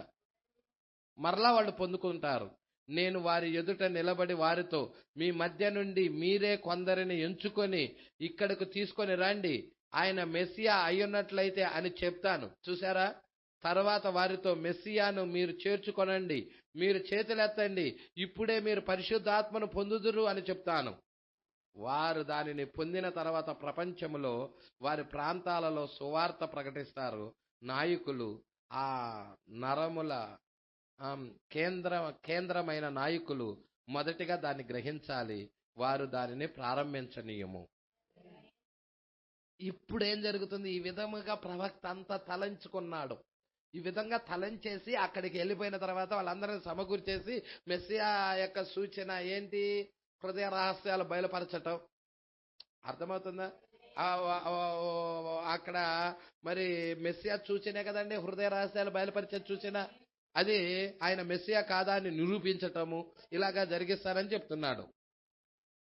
ఇప్పుడు 69వ పేర, అప్పుడు ఏదో నన్ను తాకినది. ప్రవక్తనే ఏదో తాకింది. హల్లెలూయా. ఇప్పుడు వెళ్ళవద్దు, ఏలయనగా సమయం ఇంకను రాలేదు అని చెప్పెను. చూసారా? అన్యుల కాలం ఇంకా సంపూర్తి కాలేదు, దినము ఇంకను ముగించబడలేదు. ఓ, అది నేనే అని తలంచాను. ప్రవక్త అంతరంగంలో అలా మాట్లాడటం జరుగుతుంది. లోన అలా జరుగుతున్నప్పుడు అది నేనే అనుకుంటున్నాడు ప్రవక్త. కానీ దేవుడు మాట్లాడుతున్నాడు సంగతి ప్రవక్త ఇక్కడ కొంచెం గ్రహించలేకపోయాడు. తర్వాత అది నేనే అనుకున్నాడు, నేనే అని తలంచాను. కాబట్టి నేను ప్రారంభించాను. చివరికి అది తీవ్రమైనది. లోన ఏమవుతుంది? అది ఎక్కువైపోతా ఉన్నది. చివరికి అది తీవ్రమైనది. నేను దాన్ని భరించలేకపోయా. ఇక ఆ ఒత్తిడి ఇక భరించలేకపోయాను. నేను వెనక్కి వెళ్ళి తల వంచుకొని ఇక అక్కడి నుంచి ఒక సైడ్ ఒక మూలకి వెళ్ళిపోయాడు, ఒక పక్కకి వెళ్ళిపోయాడు, వెనక్కి వెళ్ళిపోయాడు, ఒక పక్కకి వెళ్ళిపోయి తలకాయ వంచుకున్నాడు. తండ్రి, నాతో మాట్లాడుచున్నది నీవేనా అని ప్రార్థించాడు. ప్రజల ప్రవక్త ఇలా ప్రార్థించాడు, తండ్రి, నాతో మాట్లాడుచున్నది నీవేనా అని ప్రార్థించాడు. ఆయన ఈ విధంగా చెప్పెను, ఇప్పుడు ఇజ్రాయిల్కి వెళ్ళవద్దు, సమయం ఇంకనూ రాలేదు. నేను లోపలికి వెళ్ళి నా టికెట్ మార్చుకొని ఇంకొకరి వైపుకు వెళ్ళిపోయాను. చూసారా? ఏలయనగా సమయం ఇంకా రాలా.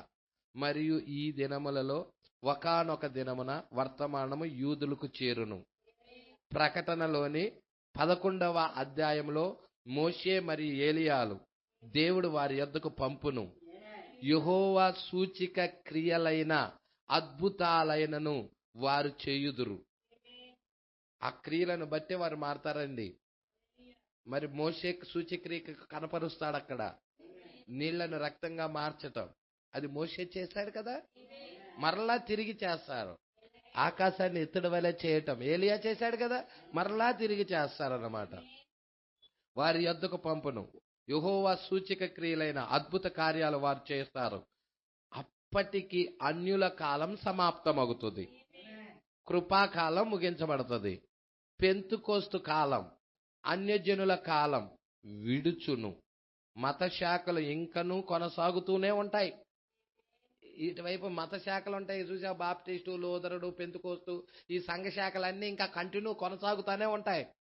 హల్లెలూయా. ఎత్తబాటు అయిపోయినా కంటిన్యూగా కొనసాగుతూనే ఉంటాయి. బాప్తిజాలు ఇస్తానే ఉంటారు, పాడతానే ఉంటారు పాటలు. ప్రజల అవన్నీ జరుగుతానే ఉంటాయి. పట్టుకుంటున్నారా? అన్యుల సంఘము విడవబడుతుంది, విడుచును. మత శాఖలు ఇంకనూ కొనసాగును. ఏలయనగా వారు నిద్రించుచున్న అన్యులతో వస్తారు. హల్లెలూయా. ఒక్క నిమిషంలో మనం దాన్ని చూద్దాం. కానీ వారు ఆ తరములోనికి వస్తారు. 70వ పేరా అండి. కానీ వారు దానిని చేసినప్పుడు యూదులు పరిశుద్ధాత్మ బాప్తిజం పొందినప్పుడు ఆకాశము మూయగలిగిన ఉజ్జీవము కలుగును, వర్షము కురవద్దు, వారు అన్ని అద్భుత కార్యాలు సూచక్రియలు చేయను. చివరికి రోమా ఆధిపత్యం, రోమా అధికారంలో ఉంటది. ఇప్పుడు రోమ్ అధికారంలో వస్తుంది. మీరు పట్టుకుంటున్నారో లేదో? దేవుడికి మహిమ కలుగును గాక. అర్థమవుతుందా? యూదులు ప్రపంచ సంపదను కలిగి ఉన్నారు. ఇది జరిగిన తర్వాత రోమా క్యాథలిక్ సంఘము యూదులతో ఒప్పందాన్ని చేసుకుంటది. ఆ ఒప్పందం చూడదు, ఈమె వెళ్ళిపోతుంది. ఆ ఒప్పందం జరిగిందంటే భూమి మీద వధువు లేనట్టే ఇక. హల్లెలూయా. ఇప్పుడు ఆ యొక్క యూదులు చేసుకున్న ఒప్పందాన్ని తెగదంపులు చేసుకుంటారు. ఎవరు? రోమ్ తెగదంపులు చేసుకుంటది. అప్పుడు వారి మధ్య సంతకాలు చేసుకున్న ఒప్పందము, పూర్వ దినాలలో ఆయన ఇజ్రాయేల్ పక్షముగా యుద్ధము చేసినట్లుగా దేవుడు వారి పక్షంగా దిగి యుద్ధము చేయును. Praise the Lord. చివరికి వారు ఆ ఇద్దరు ప్రవక్తలను చంపుతారు. వారు వీధుల్లో పారవేయబడతారు. వారి మీద ఉమ్మివేస్తారు. కొన్ని వారాల క్రితం అక్కడ పెంతుకోస్తు సేవకుడు, అతడి భార్య మరియు అతడి పిల్లలు ఆ విధంగానే ఈ రోమన్ క్యాథలిక్ సంఘం అలాగే చేసింది. ఏం చేసింది? ప్రొటెస్టెంట్ పాస్టర్ని చంపి వీధుల్లో పడేశారు. హల్లెలూయా. భార్య మరియు పిల్లలను ఆ విధముగా చేశారు. వీధుల్లో పడేసి వారి శవముల మీద ఉమ్ము వేశారు. వారి చిన్న కడుపులు పెద్దగా ఊపిపోయాయి. వారిని పాతి పెట్టకుండా 3 లేక 4 రోజులు ఆ ఎండలో పడేశారు. వారు అదే విధముగా చేస్తారని బైబిల్ చెప్తుంది. అన్ని జనుల దగ్గర జరిగిందే యూదుల దగ్గర కూడా జరగబోతుంది. మీకు తెలుసు కదా, పోపు యొక్క నాయకత్వం కింద మరి మీరు మృగము యొక్క ముద్రను చదవండి. మృగము యొక్క ముద్ర దానిలో చెప్తాడు ప్రవక్త. Praise the Lord. ఇక్కడ కూడా 10 మంది కన్యకలు 1,44,000 మందిలో కూడా చెప్తున్నాడు అదే విషయం. హల్లెలూయా. వారు అక్కడ ఆ రీతిగానే చేస్తారు. వారిని హతము చేసిన తర్వాత 3 దినములు వారి శవములు వీధుల్లో పడవేయబడిన తర్వాత జీవము తిరిగి ఆ ప్రవక్తలోనికి వచ్చును. వారు లేచి మహిమలోనికి ఆరోహణమగుదురు. అప్పుడు అగ్ని గంధకాలు కురియును. అది అంత్యకాలము. అప్పుడు ఆమె కార్యము సంపూర్తి అగును. చూసారా అండి? ఇక అగ్ని గంధకాలు కురుస్తున్నాయి. హల్లెలూయా. అగ్ని గంధకాలు ఏమవుతున్నాయండి? కురుస్తాయి. పట్టుకుంటున్నారా? ఏమవుతుందో చూస్తున్నారా? కానీ అది జరుగుటకు పూర్వం ఏర్పరచబడిన అన్ని జనుల్లోని వధువు మీలో కొందరి ఉదయాన భోజనపు బల్ల దగ్గర కూర్చొని ఉంటారు. ఒకరు కొనిపోబడతారు, ఒకరు విడవబడతారు. ఏంటి ఈ సంగతి అని చివరకు మీరు ఆశ్చర్యపడతారు. నీ కారులో నీ భార్య లేక నీ భర్తతో మాట్లాడుతూ ప్రయాణిస్తావు. వారు జవాబు ఇవ్వరు. వారు అక్కడ ఉండరు. నీవు సమాధుల తోటలోకి వెళ్ళినప్పుడు కొన్ని సమాధులు తెరవబడి ఉంటాయి, మరి కొన్ని మూయబడి ఉంటాయి. ఏలయనగా మిగిలిన మృతులు 1000 సంవత్సరాల వరకు ఒక బ్రతకరు. గుర్తించుకోండి. అప్పుడు అది సమాప్తమగును. అది రహస్య రాకడ. అది ఎప్పుడు జరుగుతుందో ఎవ్వరికీ తెలియదు. మనము సిద్ధపడి కనిపెట్టవలెనని ఆజ్ఞాపించబడ్డాము. ఏ గడియ జరుగుతుందో మనకు తెలియదు. కానీ గడియ ఏదైనప్పటికీ మనలను ఏదియూ అడ్డగించదు. యేసు ప్రత్యక్షమైనప్పుడు సిద్ధపడిన వారందరూ ఎత్తబడతారు.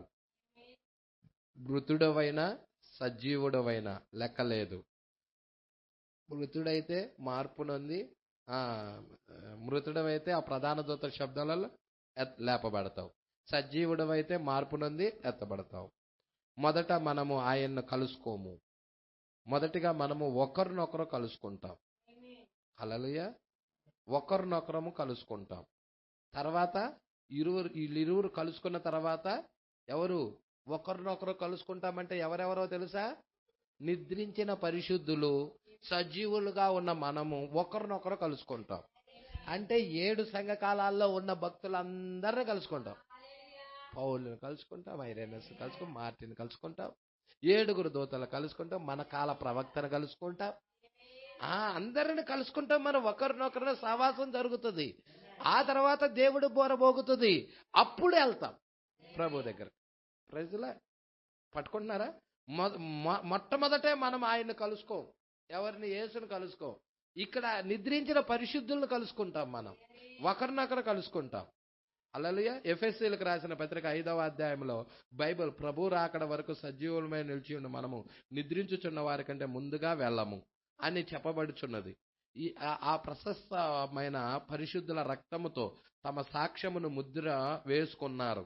నిద్రించుచున్న వారిని అడ్డగించము. బోరం రోగును, ఏదో కార్యం సంభవిస్తుంది. సువార్త బోరం రోగును, ఆయన రాకడ ప్రకటించబడుచున్నది. క్రీస్తునందు మృతులైన వారు మొదట లేతురు. ఆ మీదట సజీవులమై మనం మార్పు పొందుదము. మనము నిలబడి ఉండగా ఈ మార్పులు జరుగుటను అనుభూతి చెందుతాము. తెల్లని వెంట్రుకలు మారిపోతాయి. ముడతలబడిన శరీరాలు, అదే ముడతలు తొలగిపోతాయి. రెప్పపాటు సమయంలో మార్పు చెందుతాం. మొదట మనము ప్రియులను కలుసుకుంటాం. అదిగో అమ్మ, అక్కడ నాన్న, అదిగో నా స్నేహితుడు. ఓ హల్లెలూయా. అంటే అమ్మ, డాడీ, మమ్మీ, స్నేహితులు అందరిని కూడా కలుసుకుంటాం. మనము సిద్ధపడ్డాము. ఇప్పుడు మృతుల్లో నుండి లేచిన వారితో కలిసి ప్రభువును కలుసుకొనుటకు మనం మధ్యాకాశంలోనికి కొనుపోబడదాము. ఆయన రాకడ క్రమం. హల్లెలూయా. ఓ, ఎంతమందికి అర్థమవుతా ఉన్నది? ఎంతమంది గ్రహిస్తా ఉన్నారు? దేవుడికి మహిమ కలుగునుగాక. కాబట్టి ఇది తర్వాత చదవండి. మీరు ఇక్కడికి వచ్చేసేద్దామండి. ఇక్కడ 108వ పేరాలో ఏమంటున్నాడో చూడండి. హల్లెలూయా. ఇక్కడ ప్రవక్తలు సూచనల ద్వారా ఇక్కడ రాసేసాడమ్మా. ప్రవక్తలు ఎలాగా, మరి ఆ ఇద్దరు ప్రవక్తలు ఎలా గుర్తించబడతారో ఇక్కడ రాయబడింది. 107వ పేరాలను మనం చూస్తున్నాము. ఆ 11వ అధ్యాయంలో ఉన్నారు. దానిలో కొంత భాగం మనం చదివితిమి, మరియు మీరు దాన్ని చదవాలని నేను మిమ్మల్ని కోరుచున్నాను. టేబుల్ను మరి ఆ విధముగా వాటిని వినండి, చదవండి. వారు ప్రవక్తల యొక్క సూచనల ద్వారా పూర్తిగా ఒక నిరూపించబడిన ప్రవక్తలుగా ఉందురు. తర్వాత ఇజ్రాయేల్ దాని గురించి వినబోచున్నది. హల్లెలూయా. సూచనల ద్వారా గుర్తిస్తారన్నమాట. నిరూపించబడిన ప్రవక్తలుగా ఉంటారు వాళ్ళు. మరి ఈ 1,44,000 మంది కూడా వారిని ఎరుగుతారు. 108. ఇప్పుడు మీకు యెహోవా సాక్షులైన నా స్నేహితులారా, ఇప్పుడు అర్థం చేసుకోండి. ఈ 1,44,000 మందికి వధువుకు ఏ సంబంధం లేదు. దాన్ని బలపరచు ఒక లేఖనము కూడా లేదండి. వారు వధువు కాదు, వారు యూదులై ఉన్నారు. వారు దానియేలు యొక్క 70 వారాల చివరి 3.5 సంవత్సరాల కాలంలో ఎన్నుకోబడిన వారు.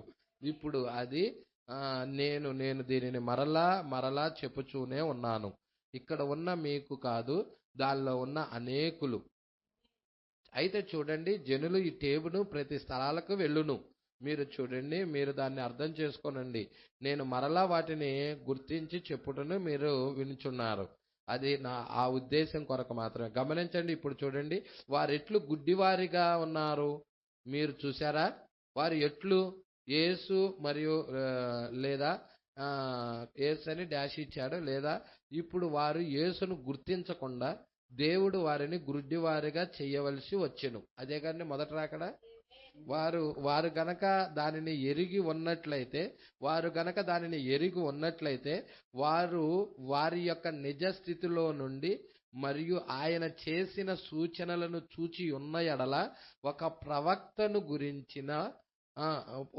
ప్రవక్తను గురించి వారికి దేవుడు ఆజ్ఞాపించిన విధముగా వారు ధర్మశాస్త్రము క్రింద ఉండి మరియు వారు యేసు దానిని చేయుట వారు చూచి ఉన్న ఎడల అది మెస్సియా అని వారు చెప్పి ఉండెదరు. దేవుడు గనక గుడ్డివారిగా చేయకుండా ఉన్నట్లయితే ఆ ప్రవక్త యేసు చేయుచున్న సూచక క్రియ చూచి మెస్సియా అని చెప్పి ఉండేవారు. దేవుడే వారికి గుడ్డితనం కలగజేశాడు. ఎందుకు పాస్టర్ గారు దేవుడు వారికి గుడ్డితనం కలగజేశాడంటే, అన్యజనులలో నుండి ఆయన భార్యను పొందుకోవటానికి. అంటే అన్యజనుల్లో నుండి నీవు నేను రక్షించబడాలి. ఆ రోజే వాళ్ళు ఎరిగినట్టయితే నీ పరిస్థితి ఏంటి?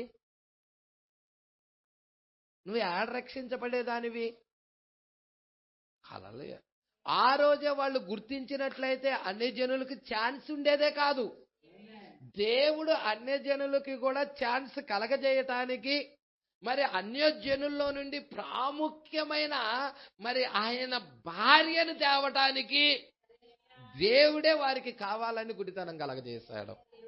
గుడ్డితనం కలగజేశారు కాబట్టే వాళ్ళు ఎరగలేదు అంటున్నాడు పౌలు గారు. అంటాడమ్మా పౌలు గారు రోమీలకు రాసిన పత్రికలో మీరు చూడండి.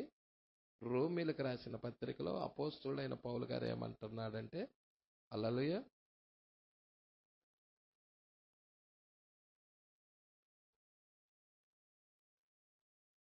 11వ అధ్యాయం అమ్మా.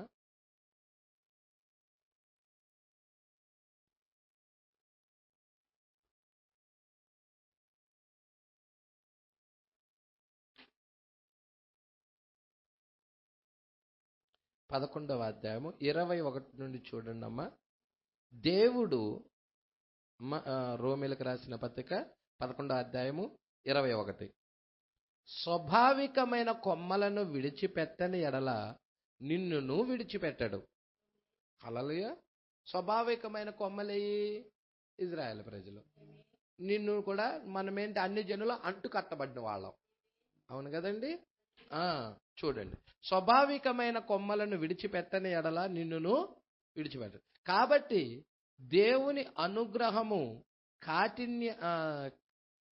కాఠిన్యమును అనగా పడిపోయిన వారి మీద కాఠిన్యమును, నీవు అనుగ్రహ ప్రాప్తుడవై నిలిచి ఉన్న ఎడల నీ మీద ఉన్న దేవుని అనుగ్రహము చూడుము.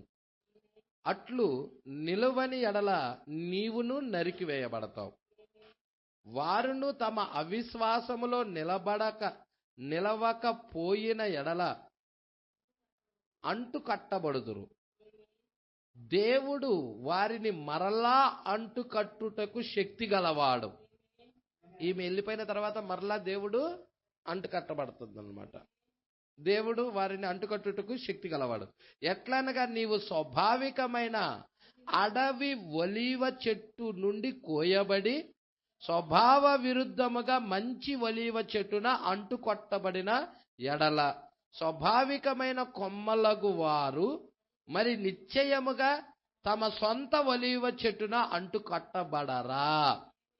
ఎవరి అడవి ఒలీవ చెట్టు? ప్రజల పట్టుకుంటున్నారండి. ఇక్కడ ఏమన్నా, ఎట్లనగా నీవు స్వాభావికమైన అడవి ఒలీవ చెట్టు నుండి కోయబడ్డావు. అవును కదండి. మనము అడవి ఒలీవ చెట్టు నుండి కోయబడ్డాం. స్వభావ విరుద్ధముగా మంచి ఒలీవ చెట్టున అంటు కట్టబడిన ఎడల, ఈ మంచి ఒలీవ చెట్టు ఎవరు? యేసుక్రీస్తు. అంటే యేసుక్రీస్తుకి మనం అంటు కట్టబడిన ఎడల స్వాభావికమైన కొమ్మలకు వారు ఇజ్రాయెల్ ప్రజలు. హల్లెలూయా. మరి నిశ్చయముగా తమ సొంత ఒలీవ చెట్టున అంటు కట్టబడరా? ఎవరు మాట్లాడుతున్నారు? పౌలు గారు మాట్లాడుతున్నాడు. పౌలు ఎవరు? ఇజ్రాయేలీయుడై ఉన్నాడు, యూదుడై ఉన్నాడు. యూదుడైన తన వారి గురించి మాట్లాడుతున్నాడు, తన జనాంగము గురించి మాట్లాడుతున్నాడు. హల్లెలూయా. పట్టుకుంటున్నారండి? ఇక్కడ పట్టుకుంటున్నారా? తమ సొంత ఒలీవ చెట్టున అంటు కట్టబడరా? సహోదరులారా, మీ దృష్టికి మీరే బుద్ధులమంతులమని అనుకొనకుండునట్లు ఈ మర్మం మీకు తెలపగోరుచున్నాను. ఏంటంటే ఆ మర్మం అన్యజనుల ప్రవేశము సంపూర్ణమగు వరకు. ఇక్కడ కూడా ఇందాక కూడా మనం చూసాంగా మాట.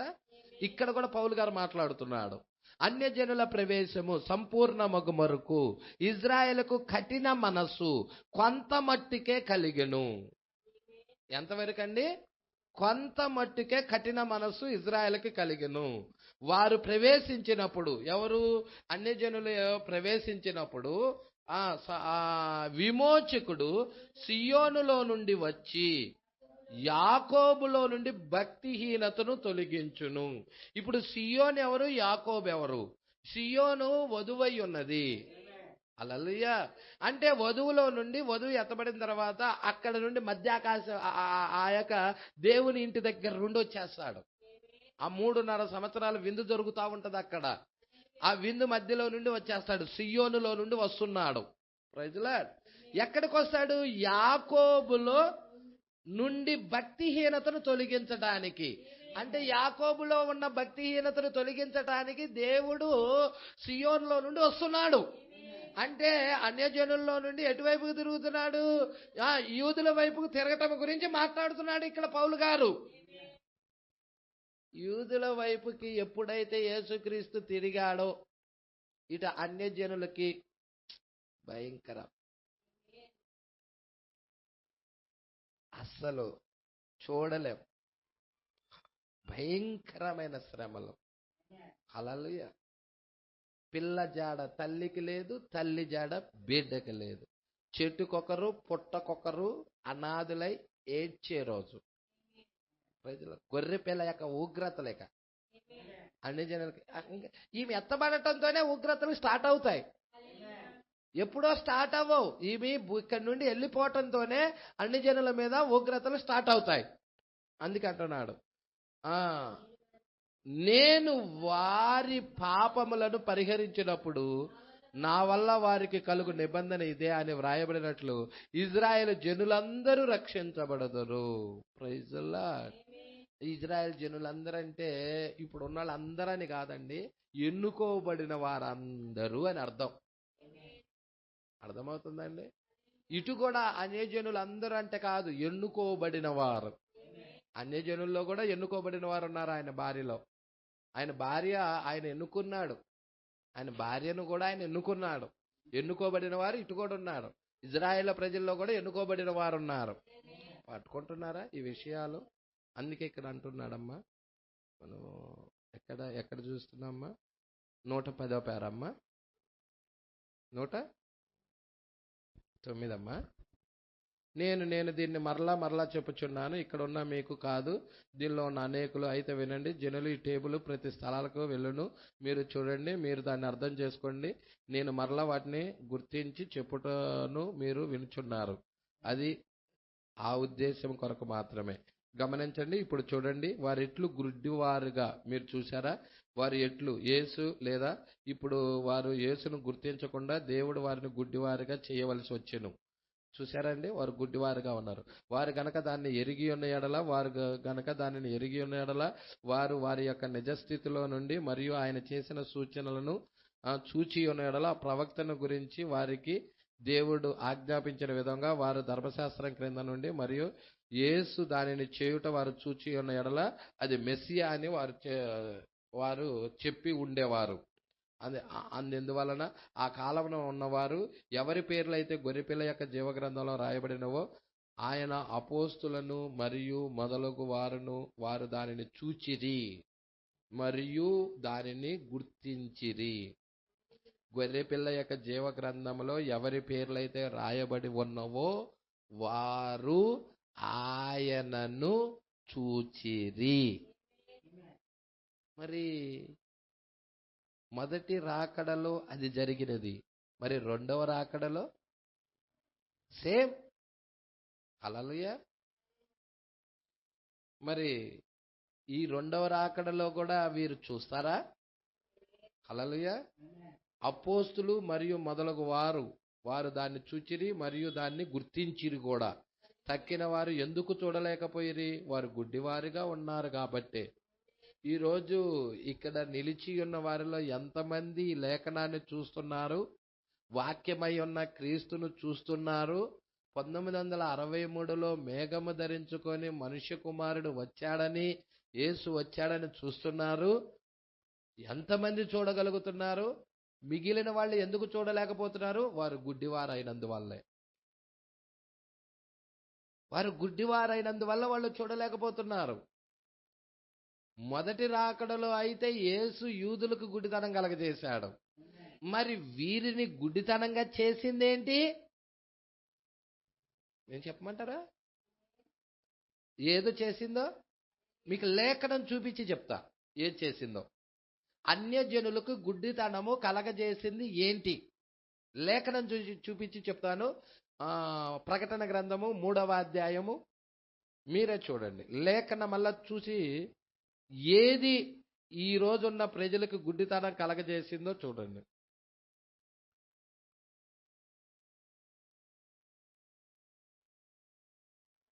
17వ వచనం. ఒక్క వచనమేనండి. వీరిని గుడ్డివారిగా చేసిన కారణం అదే. ఏమని ఉందమ్మా? 3వ అధ్యాయం అమ్మా, 3వ అధ్యాయం 17వ వచనం. నీవు దౌర్భాగ్యుడవు, దిక్కుమాలిన వాడవు, దరిద్రుడవు, గుడ్డివాడవు, దిగంబరునై ఉన్నావని ఎరగక ఏమంటుందండి? ఏమంటుంది? నేను ధనవంతుడను, ధనవృద్ధి చేసుకున్నాను, నాకేమి కొదువు. అదే ఈమెను గుడితనం చేసింది. ఈ రోజు డబ్బు కోసమే వీళ్ళు గుడ్డోళ్ళు అయిపోయారు వాక్యం చూడకుండా. హల్లెలూయా. డబ్బే వీరిని దేవుడి నుండి దూరం చేస్తా ఉంది. అందుకే ఇద్దరు యజమానులకి నమ్మకముగా సేవ చేయలేరు. ఒకటి సిరి డబ్బు, రెండోది దేవుడు. హల్లెలూయా. ఏదో ఒకటి విడవాలి. ఈ లవోదికీయ కాలం ఎవరిని వదిలిపెట్టింది? దేవుణ్ణి వదిలిపెట్టి ధనాన్ని పట్టుకుంది. హల్లెలూయా. అవును కదండి. లవోదికీయ కాలం పట్టుకుంది ఏమిటి? నేను ధనవృద్ధి చేసుకున్నాను, నాకేమీ కొదువలేదని చెప్పుకుంటుంది. దేన్ని వదిలిపెట్టింది? దేవుణ్ణి వదిలిపెట్టేసింది. ప్రజలా, నువ్వు రెండిటికి నమ్మకంగా ఉండలేవండి. ఏదో ఒకదానికే నమ్మకంగా ఉండాలి. ఉంటే సిరి కన్నా ఉండాలి, లేకపోతే దేవుడి కన్నా ఉండాలి. హల్లెలూయా. మోషే దేనికి ఉన్నాడో చెప్పండి? ఐగుప్తి ధనము కంటే క్రీస్తు నిమిత్తం నింద గొప్ప భాగ్యమని ఎంచుకున్నాడు. అంటే దేవుడి వైపు తిరిగి ఉన్నాడు. ప్రవక్తలందరూ దేవుడి వైపే ఉన్నారు. మరి పౌలు గారు చూడండి, ఫిలిప్పీలకు రాసిన పత్రికలో ఏం చెప్తాడు? నాకు భూమి మీద ఏవేవి లాభకరములైనవో వాటన్నిటిని నష్టముగా ఎంచుకుంటున్నాను, సమస్తాన్ని పెంటతో సమానంగా ఎంచుకుంటున్నాను. చెప్పాడా లేదండి ఆ మాటలు? అంటే ఏంటి? వారు దేవుడి వాక్యం మీద కాన్సన్ట్రేషన్ పెట్టారు. హల్లెలూయా. ఈ లవోదికీయ కాలంలో ప్రజలు డబ్బు సంపాదన కోసం పాస్టర్లు అయ్యారండి. ఎక్కువ మంది బతుకు తెరువు కోసం వెనక ఏదో బడిపంతులు అనేవాళ్ళు, బడిపంతులు కాదు, పాస్టర్లు అయ్యారు చాలా మంది. అదే విధానం దేవుడి చేత ఎన్నుకోబడిన కాపర్లు తక్కువ మంది ఉన్నారు, చాలా తక్కువ మంది ఉన్నారు. ఎక్కువ మంది డబ్బు కొరకే, డబ్బు సంపాదన కొరకే ప్రజల. అందుకే లవోదికీయ కాలం ఏమంటుంది అంటే, ధనవృద్ధి చేసుకున్నాను, నేను ధనవంతుడును, ధనవృద్ధి చేసుకున్నాను, నాకేమీ కొదువలేదు అని చెప్పుకుంటుంది. ప్రజల పట్టుకుంటున్నారా? దీని లోపం పట్టుకున్నారా? లోపం ఎంతమంది పట్టుకున్నారో ఆత్మ చెప్పుచున్న మాట చెవిగలవాడు వినుగాక. హల్లెలూయా. అందుకే ఇక్కడ అంటున్నాడమ్మా 112వ పేర, తక్కిన వారు ఎందుకు చూడలేకపోయారు? చూడండి, వారు గుడ్డివారుగా ఉండిరి, వారు దాన్ని చూడలేకపోయారు. ఈరోజు దీనిని ప్రేమిస్తున్నారు కాబట్టే, లోకాన్ని ప్రేమిస్తున్నారు కాబట్టే, డబ్బుని ప్రేమిస్తున్నారు కాబట్టే వాళ్ళు చూడలేకపోతా ఉన్నారు. హల్లెలూయా.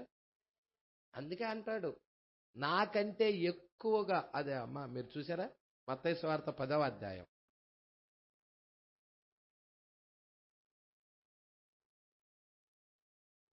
మత్తయి సువార్త 10వ అధ్యాయం. హల్లెలూయా. 34 నుంచి చదవమ్మా. ఈ మాట అందరికి అర్థం కాదు. ఈ వాక్యము చాలా మందికి అర్థం కాదు. నేను భూమి మీదకి సమాధానమును పంపవచ్చితినని తలంచుకుడి. ఖడ్గమునే గాని సమాధానమును పంపుటకు ఏ వాక్యం నెరవేర్పవుతుంది? ఏ వాక్యం నెరవేర్పవుతుంది? ఆదికాండం 3వ అధ్యాయము. అమ్మా మీరు చూస్తున్నారా? ఏ ఏ వాక్యం అమ్మా అది? ఆది కాండము 3వ అధ్యాయము 15వ వచనం నెరవేర్పు అవుతుంది.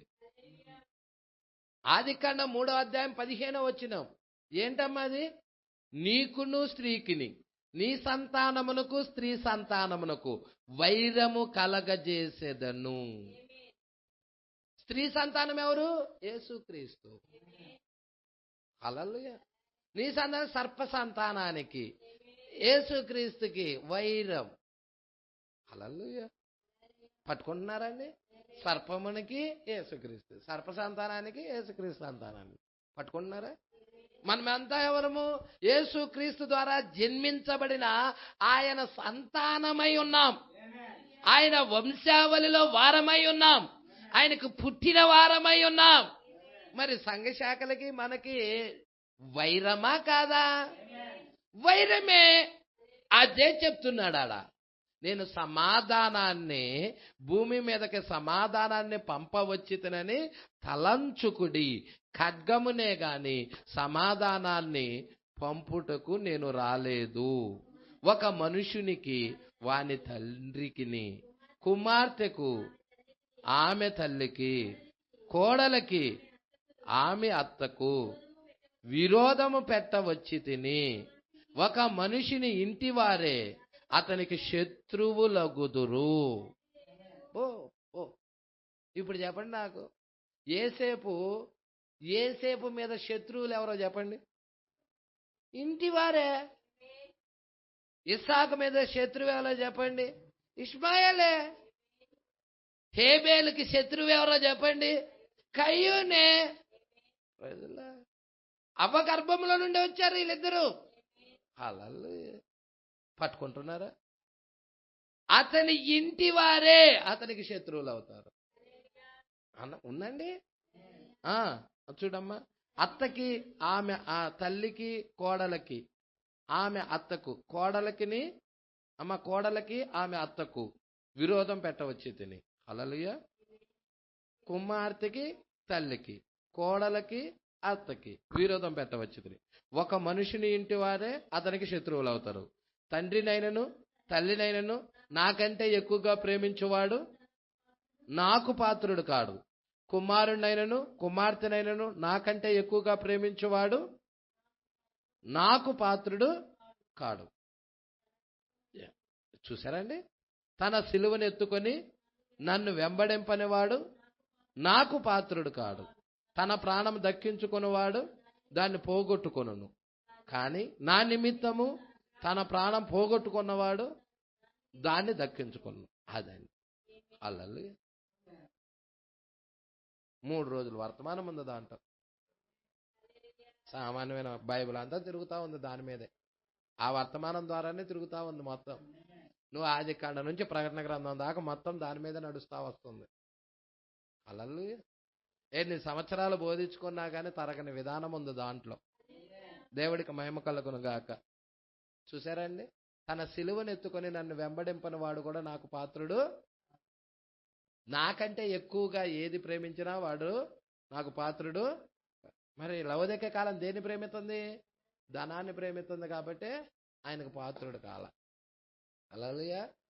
అందుకే వాళ్ళు గుడ్డోళ్ళని, దిగంబరులని, దిక్కుమాలిన వాళ్ళని, దరిద్రులని లేఖనం సెలవిస్తా ఉన్నది. హల్లెలూయా. పట్టుకుంటున్నారండి?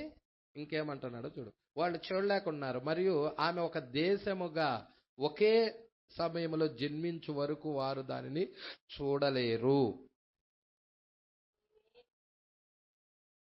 జన్మించేంత వరకు వాళ్ళు చూడలేరు. అవునండి. మరి అన్యజనుల్లో కూడా అంతేనా? ఈ వర్తమానము నువ్వు చూడాలన్నా నువ్వు పరిశుద్ధాత్మ కావాలా? నువ్వు పుట్టాలా? నువ్వు జన్మించాలా? వాక్యానికి పుట్టాలా? అప్పుడే ఈ వర్తమానము నీకు అర్థమవుతుంది, నువ్వు గ్రహించగలుగుతావు. పుట్టకుండా జన్మించకుండా నీకెంత అర్థమవుతుందండి? ప్రజలే ఈ సంగతులు మీరు గ్రహిస్తున్నారని నమ్ముచున్నాను. హల్లెలూయా. ఇక్కడ ఇంకేమంటున్నాడో చూడండి. 113వ పేర. వాక్యము ఎన్నడూ తప్పిపోదు. ఇటువైపు యూదులతో మాట్లాడుతున్నాడు, ఇటువైపు అన్ని జనులతో మాట్లాడుతున్నాడు. మిమ్మల్ని మీరు చూసుకోవాలి వాక్యంలో. అన్యజనుల్లో మన స్థానం ఏమై ఉన్నదో చూసుకోవాలి. ఈ రోజు వాక్యాన్ని మనకు అర్థం కావటం లేదంటే, ఈ రోజు వాక్యం మనకు అర్థం కావటం లేదంటే ఏంటయ్యా కారణము? నేను దాదాపుగా 10 సంవత్సరాల నుంచి వస్తున్నానయ్యా, 20 సంవత్సరాల నుంచి వస్తున్నానయ్యా, 30 సంవత్సరాలైనా కానీ నాకు ఏంటయ్యా వాక్యమే అర్థం కావటం లేదయ్యా. ఏదో అక్కడికి వెళ్తున్నాను, వింటున్నాను, వస్తున్నాను, ఏం అర్థం కావట్లేదయ్యా. కారణం ఏమిటి? పుట్టలేదు. కారణం ఏంటి? పుట్టలేదు. ఊరుక భాష గారు బాప్తిజం తీసుకొని 30 సంవత్సరాలు అయితే పుట్టలేదంట పెట్టి, నువ్వు నీటి బాప్తిజం తీసుకున్నావు కానీ అగ్ని బాప్తిజం లేదు. నువ్వు వాక్యానికి పుట్టాలి.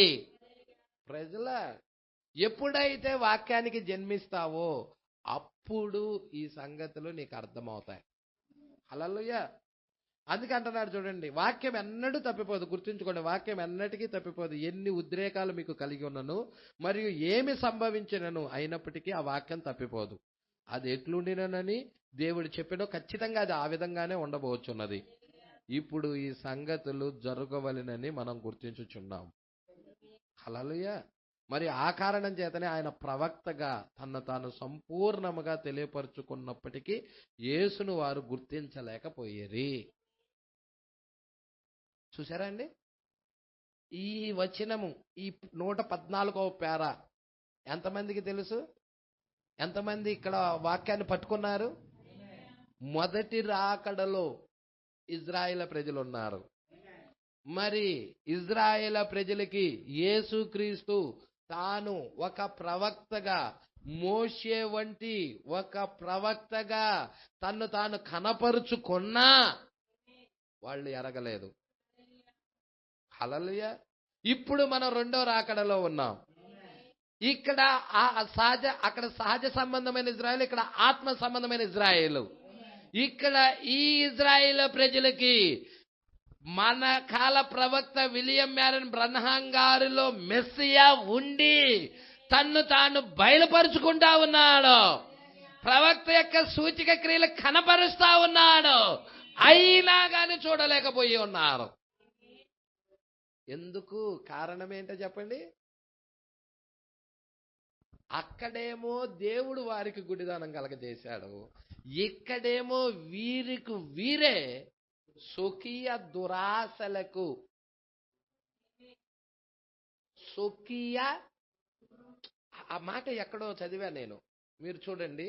ఆ మాట తిమోతి రాసిన పత్రికలో కానీ దెస్సలోనిలకు రాసిన పత్రికలో కానీ రాయబడి ఉంటది. తిమోతి రాసిన 2వ పత్రిక అనుకుంటా, చూడమ్మా. స్వకీయ సొంత దురాశలండి, స్వకీయ దురాశలకు. 2 తిమోతి 4 చూడమ్మా, అక్కడే అనుకుంటా.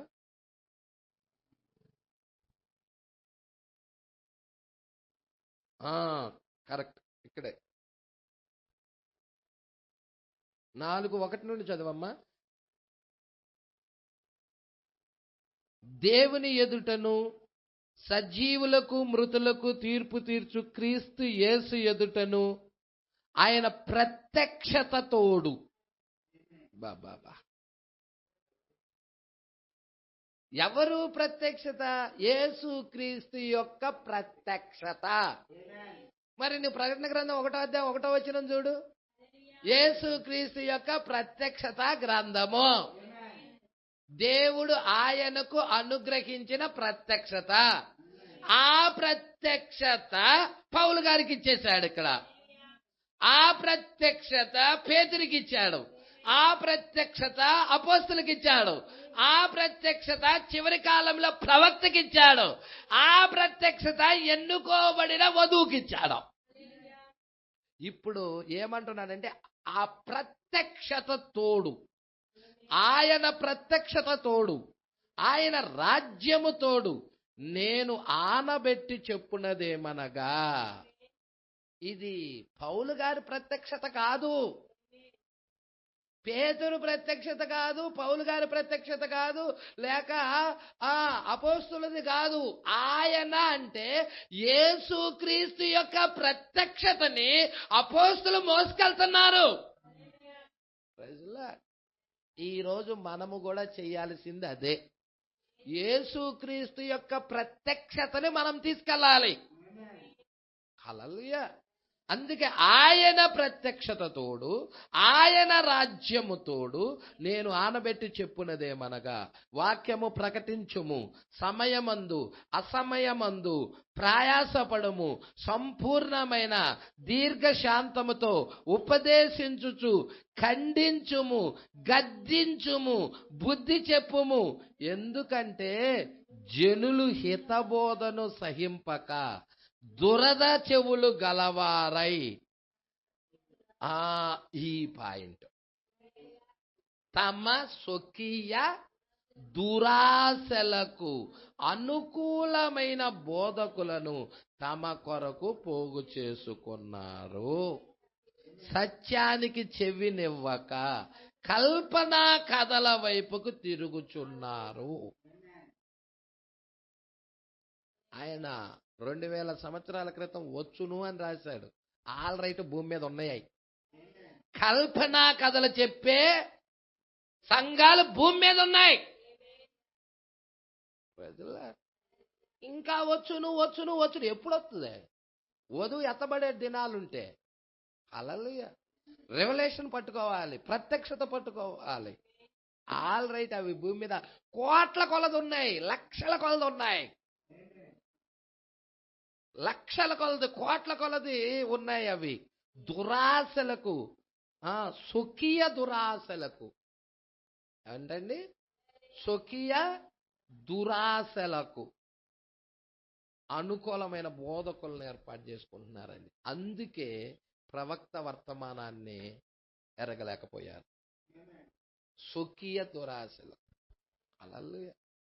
వారు ఒకటి ఆశించారు లోకంలో, ధనాన్ని. నేను ధనవృద్ధి చేసుకున్నాను, నాకేమి కొదవలేదు, మాకు ఇంతమంది, మా సంఘానికి మేయర్ వస్తున్నాను, మా సంఘం 100 మంది, మా సంఘం 80 మంది, మా సంఘం 500 మంది, మా సంఘం 1000 మంది. అలా ఇంతకీ ఏసున్నాడా? నువ్వు జనాభా లెక్కేసుకుంటున్నావు, సంఘంలో ఏసున్నాడా? ఎంతమంది ఉన్నా ఏసు లేకపోతే ఉపయోగం ఏంటి? 1000 మందో 1,00,000 మందో ఉన్నారు, ఏసు లేదనుకో. జలప్రలయంలో ప్రపంచం మొత్తం కొట్టుకెళ్ళింది, యేసుని చేర్చుకోలేకపోయారు. సొదొమ గొమొర్రా పట్టణాలు మొత్తం కాల్చబడ్డాయి, చుట్టుపక్కల ప్రాంతాలతో సహా కాల్చబడ్డాయి, యేసుని చేర్చుకోలేకపోయారు. నీ జీవితంలో యేసున్నాడా? నీ జీవితంలో క్రీస్తుకు చోటు ఉన్నదా? ప్రజలా, అందుకే ఇక్కడ అంటున్నాడు, ఏమంటున్నాడో చూడు. ఎన్ని ఉద్రేకాలు మీరు కలిగి ఉన్నానో, మరి ఏమి సంభవించినా అయినప్పటికీ వారి వాక్యం తప్పిపోదు. అది ఎట్లుండునని దేవుడు చెప్పిన ఖచ్చితంగా అదే విధంగానే ఉండబోచున్నది. చూసారా, ఇప్పుడు ఈ సంగతులు జరగవల్లని మనం గుర్తించాం. ఆ కారణం చేత ఆయన ప్రవక్తగా తను సంపూర్ణంగా తెలియపరుచుకున్నప్పటికీ యేసును వారు గుర్తించలేకపోయారు. అక్కడ చిన్న బావి యొద్ద ఉన్న ఆ సమరయ స్త్రీ అన్నమాట, నిలబడి ఉన్న చిన్న పాత సమరయ స్త్రీని చూడండి. ఆయన అంతకు ముందెన్నడూ సమరయ పట్టణానికి వెళ్ళలేదు. ఆయన అచ్చటికి వెళ్ళాను మరియు చెప్పాను, ఆ దారి గుండా వెళ్ళవలసిన పని నాకున్నదని చెప్పాడు. మరియు ఆయన అచ్చటికి వెళ్ళాను. ఎందుకు ఆయన ఆ దారి గుండా వెళ్ళవలసి ఉన్నదని అన్నాడు? తండ్రి చూయించాడు. తండ్రి చూయించదే నేనేం చేయటం లేదు అంటున్నాడు. దేవుడు చూయించాడు. దేవుడు యేసుని ఆ మార్గం గుండా వెళ్ళమని చెప్పి ఉన్నాడు. హల్లెలూయా. వెళ్ళవలసిన పని నాకున్నది మరియు ఆయన అచ్చటికి వెళ్ళాను. మరియు అక్కడ ఆ చిన్న స్త్రీ ఉండెను. మరియు ఆమె మత సంబంధమైన యాజకులు మరియు ఆ దినమున ఉన్న వారికున్న సువార్తను అంగీకరించు చక్కటి స్థితిలో ఆమె ఉండెను. చూసారండి ఏం చెప్తా ఉన్నాడు? మరియు ఆమె ఆ మత సంబంధమైన యాజకులు మరియు ఆ దినమున ఉన్న వారి కన్నను, ఆ దినాన ఉన్న క్రైస్తవులుగా పిలువబడే వారికి, భక్తి చేసే వారి కన్నా సువార్తను అంగీకరించు చక్కటి స్థితిలో ఆమె ఉండేను. ఆమె దానిని చేసెను నిశ్చయముగా. చూశారా? ఇప్పుడు చూశారా? అయితే వారందరూ ఆయన నిరాకరించుచున్న సమయాల్లో కూడా వారిలో ఉన్న ఒక గనునిగా ఎంచబడిన వ్యక్తి ఈయన దేవుని యొద్ద నుండి పంపబడిన ఒక బోధకుడని అంగీకరించాడు. ప్రజల్లా పట్టుకున్నారు. ఈ మధ్యనే దక్షిణ ప్రాంతంలోనున్న ఒక మంచి వైద్యునితో అతని కార్యాలయమునందు నేను మాట్లాడుచుంటిని. అమ్మ, ఇది నెక్స్ట్ 117వ పేర గుర్తుంచుకోండి అమ్మ. నెక్స్ట్ వారం మనం చూద్దాము 117వ పేర అమ్మ. ఇక్కడ నుండి మనం చూడాలి. మరి అక్కడ మీరు డాక్టర్లు దగ్గరికి వెళ్ళేటప్పుడు ఒక సింబల్ ఉంటుంది అనమాట. కాగితం మీద ఒక సింబల్ ఉంటుంది. వాళ్ళు చీటీ రాస్తారు. ఆ చీటీ మీద పైన ఒక గుర్తు, ఒక ముద్ర ఉంటుంది. ఏంటంటే ఒక కొయ్యి ఉంటుంది, ఒక చెక్క, దాని మీద సర్పము చుట్టుకొని ఉంటుంది. సర్పము చుట్టుకొని ఉంటుంది. మీరు కావాలంటే కొన్ని హాస్పిటల్స్ గనక వెళ్ళినట్లయితే హాస్పిటల్స్లో ఆ సింబల్ కనపడుతుంది మీకు. ఏంటి ఆ సింబల్ అంటే, మోషే అరణ్యములో ఇత్తడి సర్పాన్ని ఎత్తాడు, ఇత్తడి సర్పముగా యేసుక్రీస్తు ఎత్తబడ్డాడు. భూమికి ఆకాశానికి మధ్యలో యేసుక్రీస్తు సిలువ వేయబడి చంపబడ్డాడు. అర్థమవుతుందా అండి? మరి అది దేనికి సాదృశ్యము? పాపము తీర్పు తీర్చబడినది అనటానికి గుర్తుగా ఇత్తడి సర్పముని ఎత్తాడు. ఇత్తడి పాపము. మీరు చూడండి, ఏలియా దినాల్లో చూడండి, ఆకాశాన్ని ఇత్తడి వలె చేశాడు. అది తీర్పు అన్నమాట. అక్కడ కూడా ఇత్తడి సర్పం అన్నమాట. ఇక్కడ అరణ్యములో మోషే ఎత్తినది తీర్పు అన్నమాట. అది అది తీర్పు తీర్చబడింది, పాపము తీర్పు తీర్చబడినది అని గుర్తుకు సూచన అన్నమాట. అది అర్థమవుతుందా అండి? ఇప్పుడు పాపము యేసుక్రీస్తునందు తీర్చబడిందా లేదా అండి? యేసుక్రీస్తు సిలువలో ఆ పాపానికి వెల చెల్లించాడా లేదా అండి? ఇప్పుడు మనం నిదానించి ఆ సిలువను చూస్తున్నాం. ప్రజల దాని మీద వస్తుందండి, మీరు చదివిరండి, చాలా అద్భుతంగా ఉంటుంది. దేవుడు మాటలు దీవించి ఆశీర్వదించునుగాక. 1:30 అయింది, ప్రార్థన చేసుకుందాం. ఒకళ్ళ తర్వాత ఒకళ్ళు వరుసగా ప్రార్థన చేయండి. దేవుడు మాటలు దీవించి ఆశీర్వదించునుగాక. ఆమేన్.